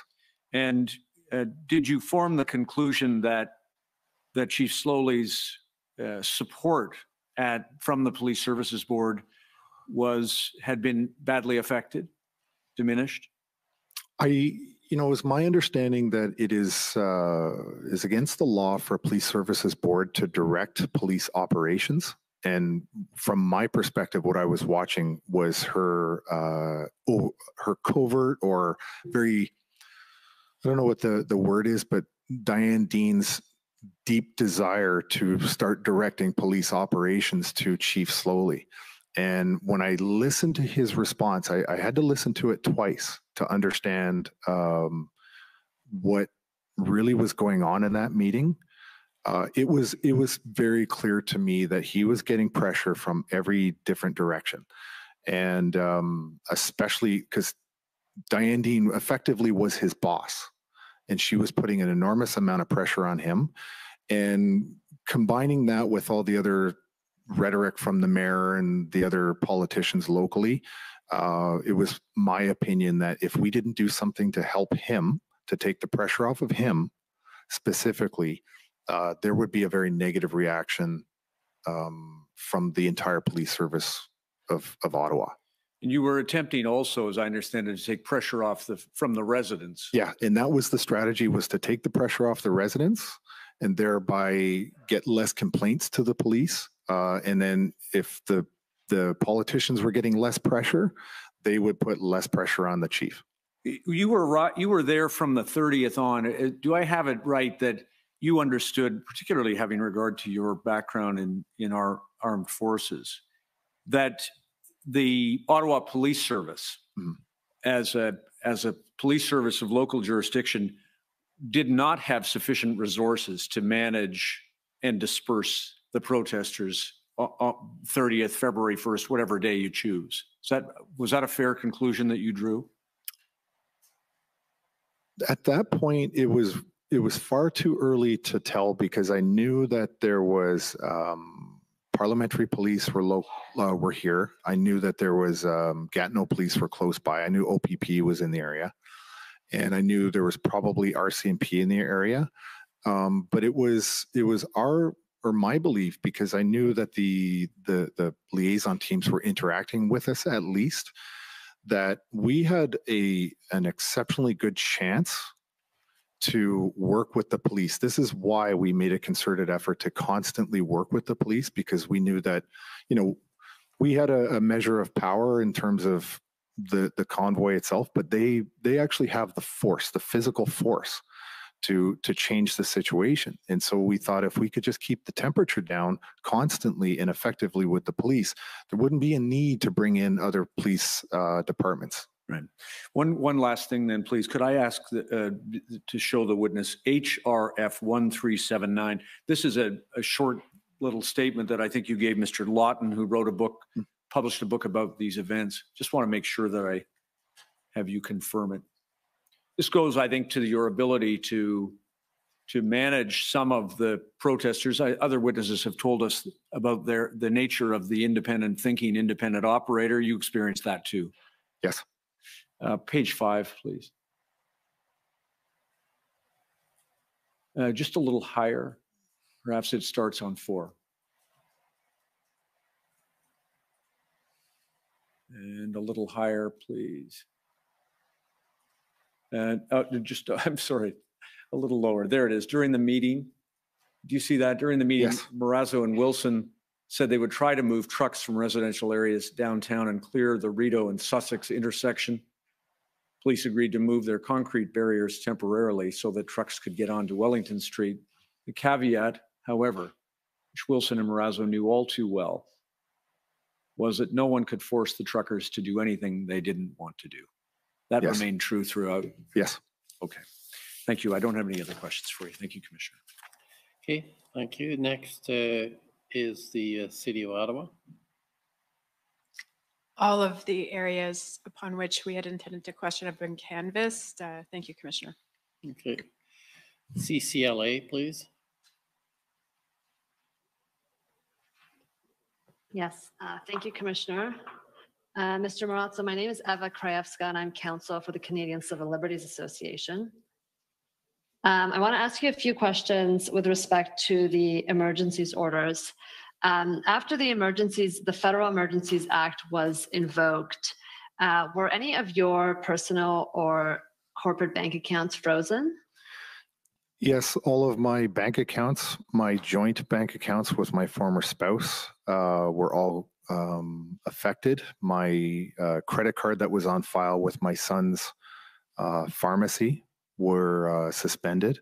My former spouse, her credit rating was dropped 109 points. Yes, so everything was frozen. I had access to no money other than cash. And so these were all your personal accounts, and not just ones that you hold individually, but also ones that you hold jointly with your Yes. child and your former spouse? Yes, they were joint accounts were frozen, as well as my my ex-wife's, my first wife's financial institution reached out and cautioned her that potentially her accounts were going to also be frozen, and I haven't been with her in over a decade. And Mr. Marazzo, for how long were your bank accounts frozen? During the entire time of the Emergency Act. So until the Emergencies Act was revoked? Yes. And my, sorry, go ahead. Sorry, go ahead. No, go ahead. I was just going to say that luckily we had cash in the house because my son's heart medication, we couldn't purchase it. My account had been frozen. And if we didn't have cash, he wouldn't have been able to get his heart medication. He had a month and a half previous had myocarditis and was on some pretty intense heart medication. And were you given any information either from the bank or from the police as to how your bank accounts could be reopened?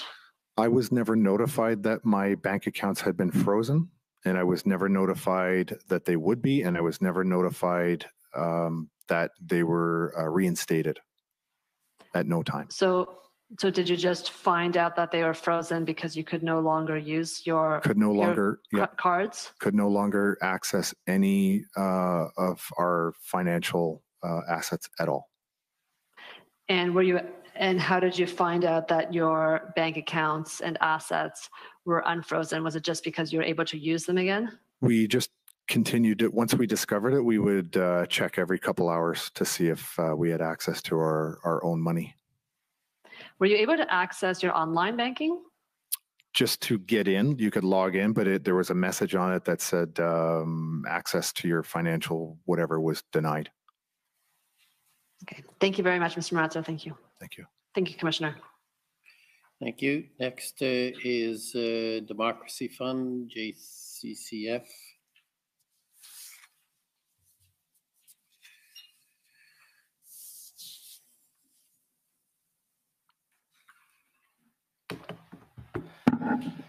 Mr. Commissioner, Mr. Marazzo, I'll be very brief today.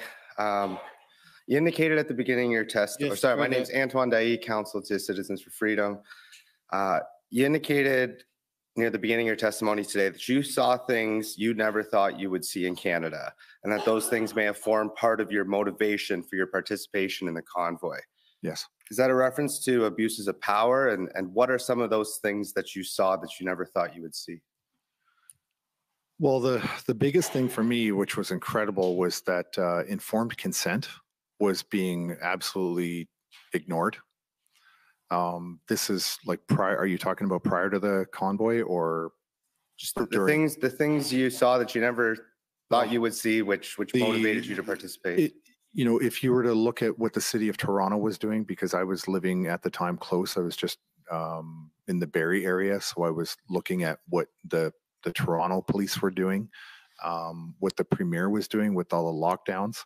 The lockdowns made absolutely no sense. The vilification of Canadians by the Prime Minister of Canada was shocking. So deeply disturbing to hear him talk about Canadians the way he did. That's just one of the examples. Premier Doug Ford in the rhetoric that he had. And the other big thing for me, which was really, really shocking to me, was that they did not exercise or use Emergency Management Ontario to manage this entire pandemic for this province.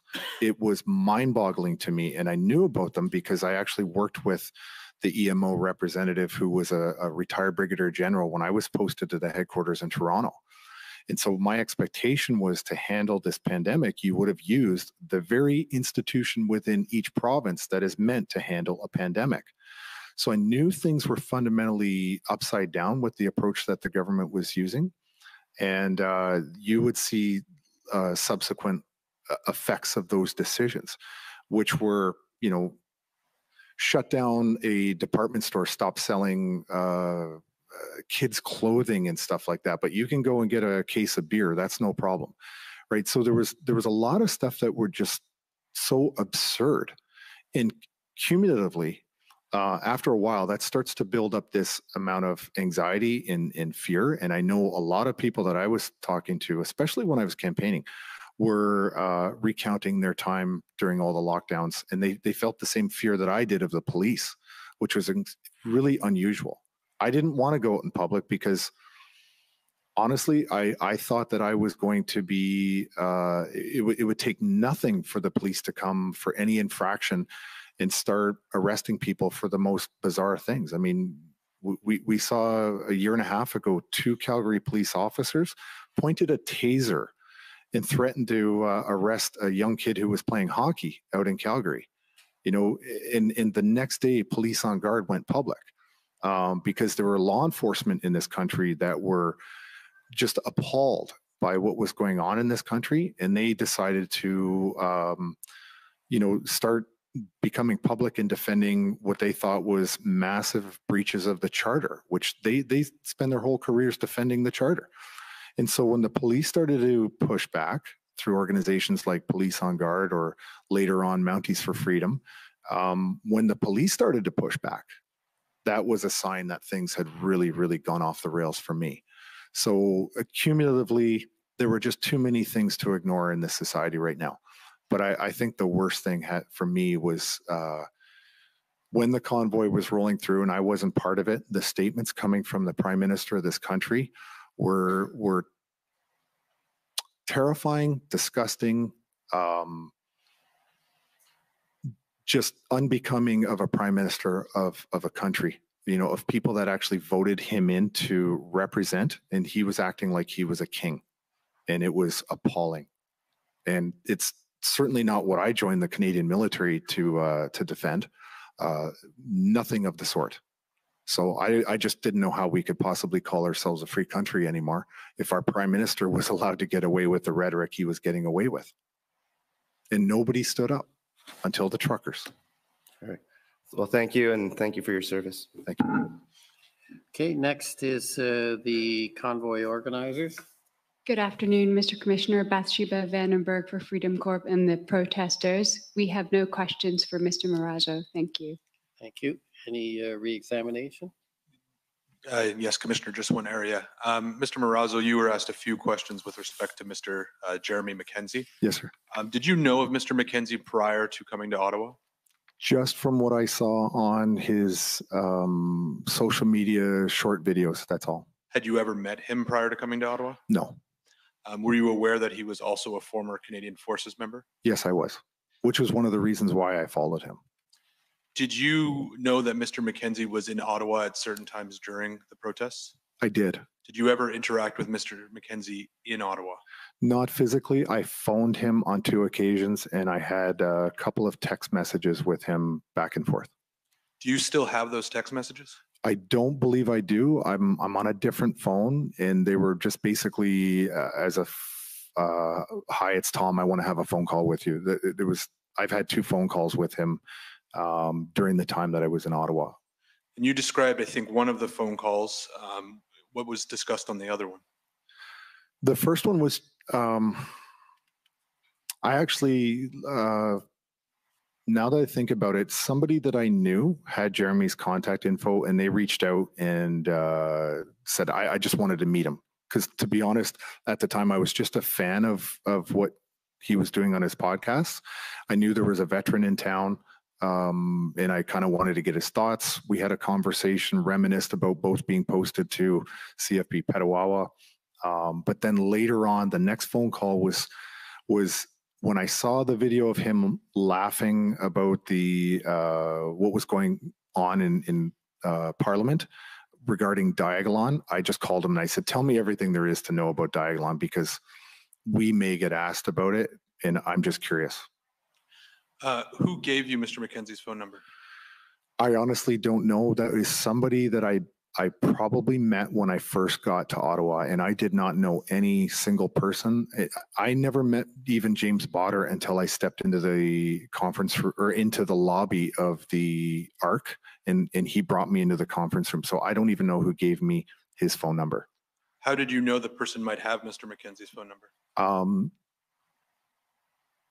It's a good question. The only thing I can remember, it was a female that gave me the phone number, and I can't remember how they came to have his number. Did you ever have any communications or contact with anyone who was protesting or was in Coutts, Alberta while you were in Ottawa? In Coutts, no, I had no communication with anyone in Coutts. Did you have any communication with anyone at any of the other protest locations in Canada? There was one message that somehow came through either text or email from somebody that was in Windsor, and I don't know who this person was. I know they were in Windsor, and my only reaction was, whatever you do, make sure you keep at least one lane open across that bridge so that there can be traffic going back and forth. Do you still have a copy of that message? I don't believe I do. And because I don't even know who the person was, I don't. And to be honest, I really did not want to have contact with any other protest around the country. I had my hands full with what I was doing. And all of these convoys and protests were all organic. They started all naturally on their own from citizens that were absolutely fed up with what was happening to this society and this country. So I was perfectly happy to have no contact with any other protest other than the one I was involved in. During your 2 conversations with Mr. McKenzie, did he ever indicate to you that he was in contact with anyone at any of the other protest locations in Canada? No, sir. Thank you. Those are my questions. Okay. Thank you. I just have a few short questions. Just following up on one of those, the penultimate question. You answered all of the protests across the country started organically. Yes. How do you know that? I didn't start to learn about the protest until I was already in Ottawa. The only one that I knew about was in in Ottawa, and then people would just say, "Hey, there's another protest in Windsor," or like people in the room, they would just be discussing where they had heard about another protest somewhere else. I had just assumed that it was very much like this protest in Ottawa, where citizens just said, we're seeing Ottawa as an example that you can actually do something. And I think the Ottawa protest was an inspiration for a lot of people. And what I later learned was that there was 20 convoys around the world, and they were all saying that they were inspired by the convoy in Ottawa. So it seemed to be a logical conclusion to me that there was further convoys being inspired by Ottawa around Canada as well. So it's an assumption. It's an assumption. I just wondered, since you made it as a statement, if you had some information. No, sir. Now, what I wanted to ask a bit more is the 322 trucks. Yes. It wasn't clear to me what those 322 trucks were. And by that, I mean, were those part of the convoy group you were involved with, or is that total trucks? Now you understand the confusion. I was asking for a head count of all of the trucks in the downtown. So Wellington being the sort of center of gravity, and all of the perpendicular and parallel streets based off of Wellington. And I had asked for people that I was working with daily, if you could go out and find out how many vehicles we have on every street. Yeah, it's the we. I'm trying to figure out. Yeah, these were convoys. From my understanding, what happened. So, for example, a convoy came in from New Brunswick, and as they got into the city, they had a plan to stick together. And as soon as they got here and they interacted with the Ottawa police started directing that particular convoy, as an example, in New Brunswick, and that entire convoy got spread out all over the place. Same thing came from the west. Same thing came from Quebec. So when they came in here, they drove in together, they'd stay together, but they were spread out like buckshot all over all of the streets. So you couldn't say that, hey, the convoy from New Brunswick that started with 50 trucks, as an example, were still confined to 50 trucks over on a certain area. They just literally got spread out all over the place, and nobody can control that. So we were trying to organize ourselves in a way that we could get effective communication going between the ARC and every single individual truck driver. We just wanted to reduce our span of control to the convoy leader from New Brunswick. Just to talk to that person, you go share it. We couldn't do that because we were spread out everywhere. And so communications were near impossible for us. Okay, maybe I wasn't clear. Is it what I'm trying to understand is 322, is that a total truck count for the city of Ottawa, all the streets, or is it those are the trucks that you had a relationship with, either because they were the Western convoy or one of your organizers' convoys? At the time, I believe that was just to the downtown. That did not include the Parkway, that didn't include 88, didn't include Arnprior. That was just in the city on that given day. It was 322 trucks. That was given to me on a sticky note as the total number of trucks in the downtown core on that day. So it wouldn't be the trucks that your group controlled. No. It would include the Rideau Street yes. trucks, all of the trucks. Yes, all of the trucks. And second, I wanted to talk just briefly about logistics and I understand a bit better. Were you told when new convoys were coming in? We would get reports that there would be a substantial convoy coming in from a new area, and then only to find out that that convoy either didn't show up or was much smaller than what was reported. And then sometimes convoys would show up and we didn't even know they were on their way. So our ability to track convoys was very, very difficult.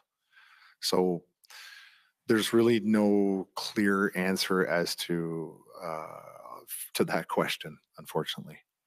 But was that your responsibility to deal with new convoys coming in, leaving aside how much you knew about what was coming in? It would have been, because then we would have been able to, as a group in the ARC, discuss and figure out what the best way to get them into a good spot would be. So where I was at the ARC, yes, we would have handled that movement into the city and put them somewhere appropriate. And that continued, or how long did that continue, where trucks were coming in and you would direct them to where to go? I would say that was probably about the first week and a half that I would be involved in that kind of those discussions. But my role started to evolve. And so after I brought in a couple of people, one individual who was another military officer, once I brought him in, I kind of handed that off. And then I worked more strategically with Keith and Eva to do different things. So really about a week and a half max. And finally, with respect to those convoys coming in, which convoys would you end up being involved with and which would you not be involved with, or was that a sort of a hazard? For me, only the ones that were coming directly into the city. I wasn't involved in the ones going to Arnprior or 88 or to the Parkway. I was only involved in the ones in the downtown core. But I guess I'm trying to understand, were you somehow have an official, how would convoys know that you will direct the convoy rather than the police, for example? We would go through truck captains, and we also had people that were in the ARC that would go out and try to meet with them and sort of direct, create that contact between them and then guide them in where we wanted them or where we could find space for them. So it wasn't necessarily you who would guide I would them not. in. No, I basically was, I rarely got out of the ARC. Not many occasions could I detach myself from the ARC. And when you did, or your delegates do that, yes, would it be with the police or as opposed to despite or contrary to police instructions? If there was an opportunity to involve the police, we would have always sought to do that. Yes. Okay. Thank you very much. Thank you. So we're going to take the morning break or the afternoon break, make the same mistake as yesterday. So we'll take the afternoon break, 15 minutes, and then we'll come back with our final witness for today. The commission is in recess for 15 minutes. La commission levée pour 15 minutes. At least he's consistent on that morning afternoon break mess up. He's consistent on that. He does that almost every day now. Sorry, they got a hot mic. It's in my ear. Let me just take it off for now. It's bothering me. First, right in the middle of the government of Canada questioning of Tom Marazzo, boom, power goes up. Turn it back on. I got the generator going. Boom, Starlink goes down right in the middle of Paul Champ and the Aguilon. Quite literally waiting like 9 months for this particular testimony by these particular people. Government of Canada talking to Tom. Really? Universe, you keep me on my toes. You certainly keep me on my toes. But we got through it. You're going to get through it. Imagine if I was grid tied and I was like on TELUS or something like that. The first thought would have been government shut me down. Expedited C11. But that's not the case. I'm on Starlink and no grid. So it's 100% my fault, and it is snowing, so I had to clear the Starlink just to make sure it stays connected. Whew, thank you. It's over, and I promise you the next testimonies that we're going to have, like super big ones, I'll make sure generator is already running. So if something kicks off with the batteries, we're going to stay on. Sorry about that. Lessons learned. Next time, invoke the EA, and I'll move faster. You can compel me to turn on the generator next time. John, you're one of my new favorite friends here, John Patterson. You keep me on my toes for sure, going back and forth, and this is great. So I'd love to really meet with you, talk with you. We can do private first. That's fine with me. We could, whatever. Let's chat. You got some really cool things to say, and I'm impressed. Hey, Terry, nice to see you. Railroad, thanks for keeping everything going, handing out links, all that good stuff. All right, so Tom. I don't know about how you guys felt about him when you first met him, got introduced to Tom. But for me, it was at the press conference. So the video that we saw during his testimony, that press conference, I didn't like him. I thought he stood out like a sore thumb. He used a lot of the wrong words. Coalition, that's the wrong word. Never, you shouldn't have been doing that. References to any type of weapon, even if they're trucks for Mr. Fleury, to stay away from Mr. Fleury's scary weapon of trucks. But any type of weapon, that wasn't right. And my initial, just watching the situation, not knowing anybody really, because I kind of was introduced to everybody through those press conferences, like most of Canada. He didn't fit in. He didn't fit in. And he also used the I word too much, like I will meet, and so I didn't like him. Okay, so John, I don't know, maybe that's where you felt it too, and you didn't like him, but clearly you got a little bit more background on him that I don't have, and but I do have a little bit more personal contact with him, so I've chatted with him a little bit. I find him to be, from what I know, decent, hardworking, sometimes down on his luck, trying to get things going guy. He would have been the kind of guy that ran out and put the generator on for you just to keep it going. Just saying. And then the guy that he described that he wants to be, sell everything, leave Ontario, go off grid, build your house.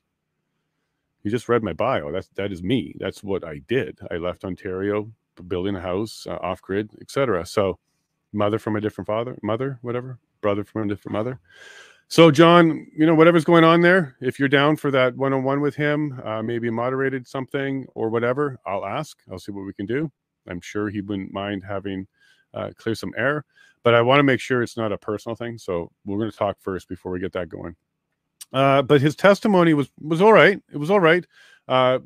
Once again, we saw another witness that needed an STFU button. There was definitely a couple of times where I would have pushed it, not because I found his testimony damning. It was just running too long, and there are very strict time windows here. This whole thing about talking about the government as if he's a candidate, like he kind of almost talked like he was still a candidate for the Ontario Party at one point, talking about his upset with the opposition, not standing up, yada, yada, yada. Those are all things we talk about here. Okay, so it's not like it's a subject matter issue for me. Those are all things we talk about here, but it's a context and where it is. I don't know if you want to be sitting there talking about how Liberal Party and other parties and parties failed you in your opinion around that. Again, I don't disagree with almost everything you said there, but the commissioner might. You should understand your audience sometimes, Tom. Commissioner might. He's going to be sensitive on his whole Liberal association. And is it relevant, Tom, to the material of what you're presenting here?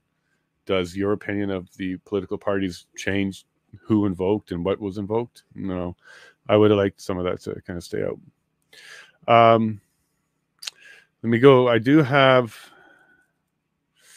I'm trying to decide what I want to do with you guys. I do have some more notes for Tom. I say overall, he was a hard worker, trying to keep the lanes open, trying to do the right thing. And if we go with the commissioner's questions at the end there, it was almost trying to seem like, because he kind of said the word official. He was trying to get Tom to say that he was officially the point guy for the coordination for the trucks that entered downtown. And I don't think Tom understood that he was being asked to kind of take on that role because he's a bit of a commander type of dude. So he kind of walked into that one. But he did a good job on making sure that the commissioner understood that there wasn't a collective group and there was many different groups. And you also can't get consensus. The OPP not asking questions, once again, not a surprise. Freedom Convoy not asking questions. I wasn't surprised for Keith when they didn't ask any questions for Keith, because being a lawyer, he was certainly going to be trying to get in all the material he felt was necessary, and he knows how to get it in. But I was a little surprised there's no questions for Tom. I was a little surprised. Again, I don't know what, from their standpoint, they felt would have been missing or not missing. Okay, but I think I would have liked a few questions around clarifying whether or not he had command and whether or not the 322 trucks were actually under his direction. So what we heard earlier in testimony, that Tom's group had 322 trucks associated to him. And then what we heard in the testimony here, yeah, it came up again. 322 trucks were passed to him via Post-it note. And then the commissioner at the end was trying to find out, and he didn't fully answer the question still, because I don't know the answer yet. Of those 322, how many did you actually have command over? Like, if you told them something, would they listen to? Or was it just a count in an area The commissioner's first question to Tom was exactly that. He said, of the 322, were you in sort of command or control of, or was it more just a total of trucks? And the answer to that question was total of trucks. And why that's important is, well, maybe only one truck would listen to him. Like the commissioner was trying to find out, like, was Tom in a position to say 322 trucks move here? And unfortunately, I think at the end, Tom confused it a bit because I don't think he understood the question. I think what Tom understood the question of is which area was he responsible for and not all the other ones, whereas the question was whether or not he was in command or he had some sort of official authority over the 322. And then the commissioner wanted to find out also how much authority or command did he kind of assume in directing new participants. Tom, I think what he's trying to do there, and I don't know if he got it or not from you, that's only for him to know, but I think he's trying to find out whether or not you stepped up as, like, not just a leader, but a commander, and whether or not you were recognized kind of officially, even if you weren't voted or labeled, but at least even loosely officially, a commander. That might come back, Tom. I don't know. We don't know what they're going to do there, because the question is still whether or not the government had enough to invoke the Emergency Act. And I'm not sure whether or not you directing trucks or not has anything to do with that. But the commissioner, he's seeking something out there because he's been asking similar, related, same sandbox kind of related questions around whether or not the trucks could have left on their own, whether or not they were told to leave on their own, whether or not there was a place for them to go, and whether or not somebody was able to do that, tell them, and they would go. He's doing a lot of questions around that. So maybe he's just trying to figure out whether or not it was unachievable from the government side to have it end peacefully. And that's worrying me a bit because, you know, we're certainly all chatting in the chat and stuff about our perspective, but there is a government's perspective too that is sometimes hard to try and see. But you have to try a little bit. And what the commissioner might be doing here is, if everybody's saying not all the groups would agree, there were always going to be holdouts, and there's always going to be some people who are not peaceful. And if this is where the commissioner is focusing on, he might get to the point where he believes that there was going to be a stalemate. Even with the city deal, even with the PM deal, even with the OPP deal, and even with the convoy plan to move outside the city, there was always going to still be a group that was not working with all of those, working with all of them at all. And every group, there's always going to be unlawful or undesirable. So they might be trying to get to the point where, sure, Tom and team, you might have been able to coordinate 30 or 70 or 80% of the trucks to leave if we executed all your deals and you got your deal with the mayor and the PM, but we still would have been left with a whole bunch of people that wasn't going to go anywhere and weren't on board with your plan anyways. And maybe that's what they're starting to focus in on, like the unmovable protesters, not even the ones that we all saw.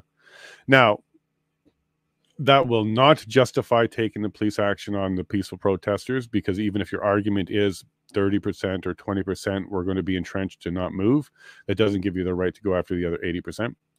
You have to find different ways to deal with that. You're going to have to separate the crowd. You're going to have to make sure you're not going after innocent people because they all have the charter right. Okay. And one of the comments in here was the posting of that notice from the city police. That's not legally binding. By the way, just so you know those signs in the parking lot that says park at your own risk, the contents of your car are not protected, that kind of thing. Those aren't legally binding either. You can absolutely sue the parking lot. Just because they post a notice doesn't make it legally binding. Why they post that notice is because most people will just believe it. So if their car is broken into, something stolen, they won't do anything about it. But no, you're renting the space. You are an occupier. You actually have rights. So there's no, you can't waive your rights just by posting a sign. Most people don't know that. But maybe Tom did. Maybe Tom did. He's like, well, that's just a piece of paper. Anybody could have done it. But the Ottawa police seems to have this belief that that's how the laws work. Now, back to the chat, charter rights always supersedes any other law that we make. Every single law always has a caveat, or it's a root law, always has a caveat that it's null and void if it's trumped by the charter. The charter is the top one. Anything that doesn't violate the charter is stuff that we can turn into laws. Pretty simple as that. So even if the OPS and the city, and they did a bylaw, and they actually went through the process of voting it in and certifying it, and yada, yada, yada. And even if there was a mechanism to declare it to the entire city, the charter right to be there and protest still would supersede it. So it's not legally binding unless they were unlawful, the actual individual, not the group. The actual individual was unlawful. You can't stop them. They can't be there. There's a charter right. And if you liked this video, remember to like and subscribe and press that notification button to receive more information like this. You can also follow me at yellowhead.vote to stay informed and get the inside scoop. Thank you.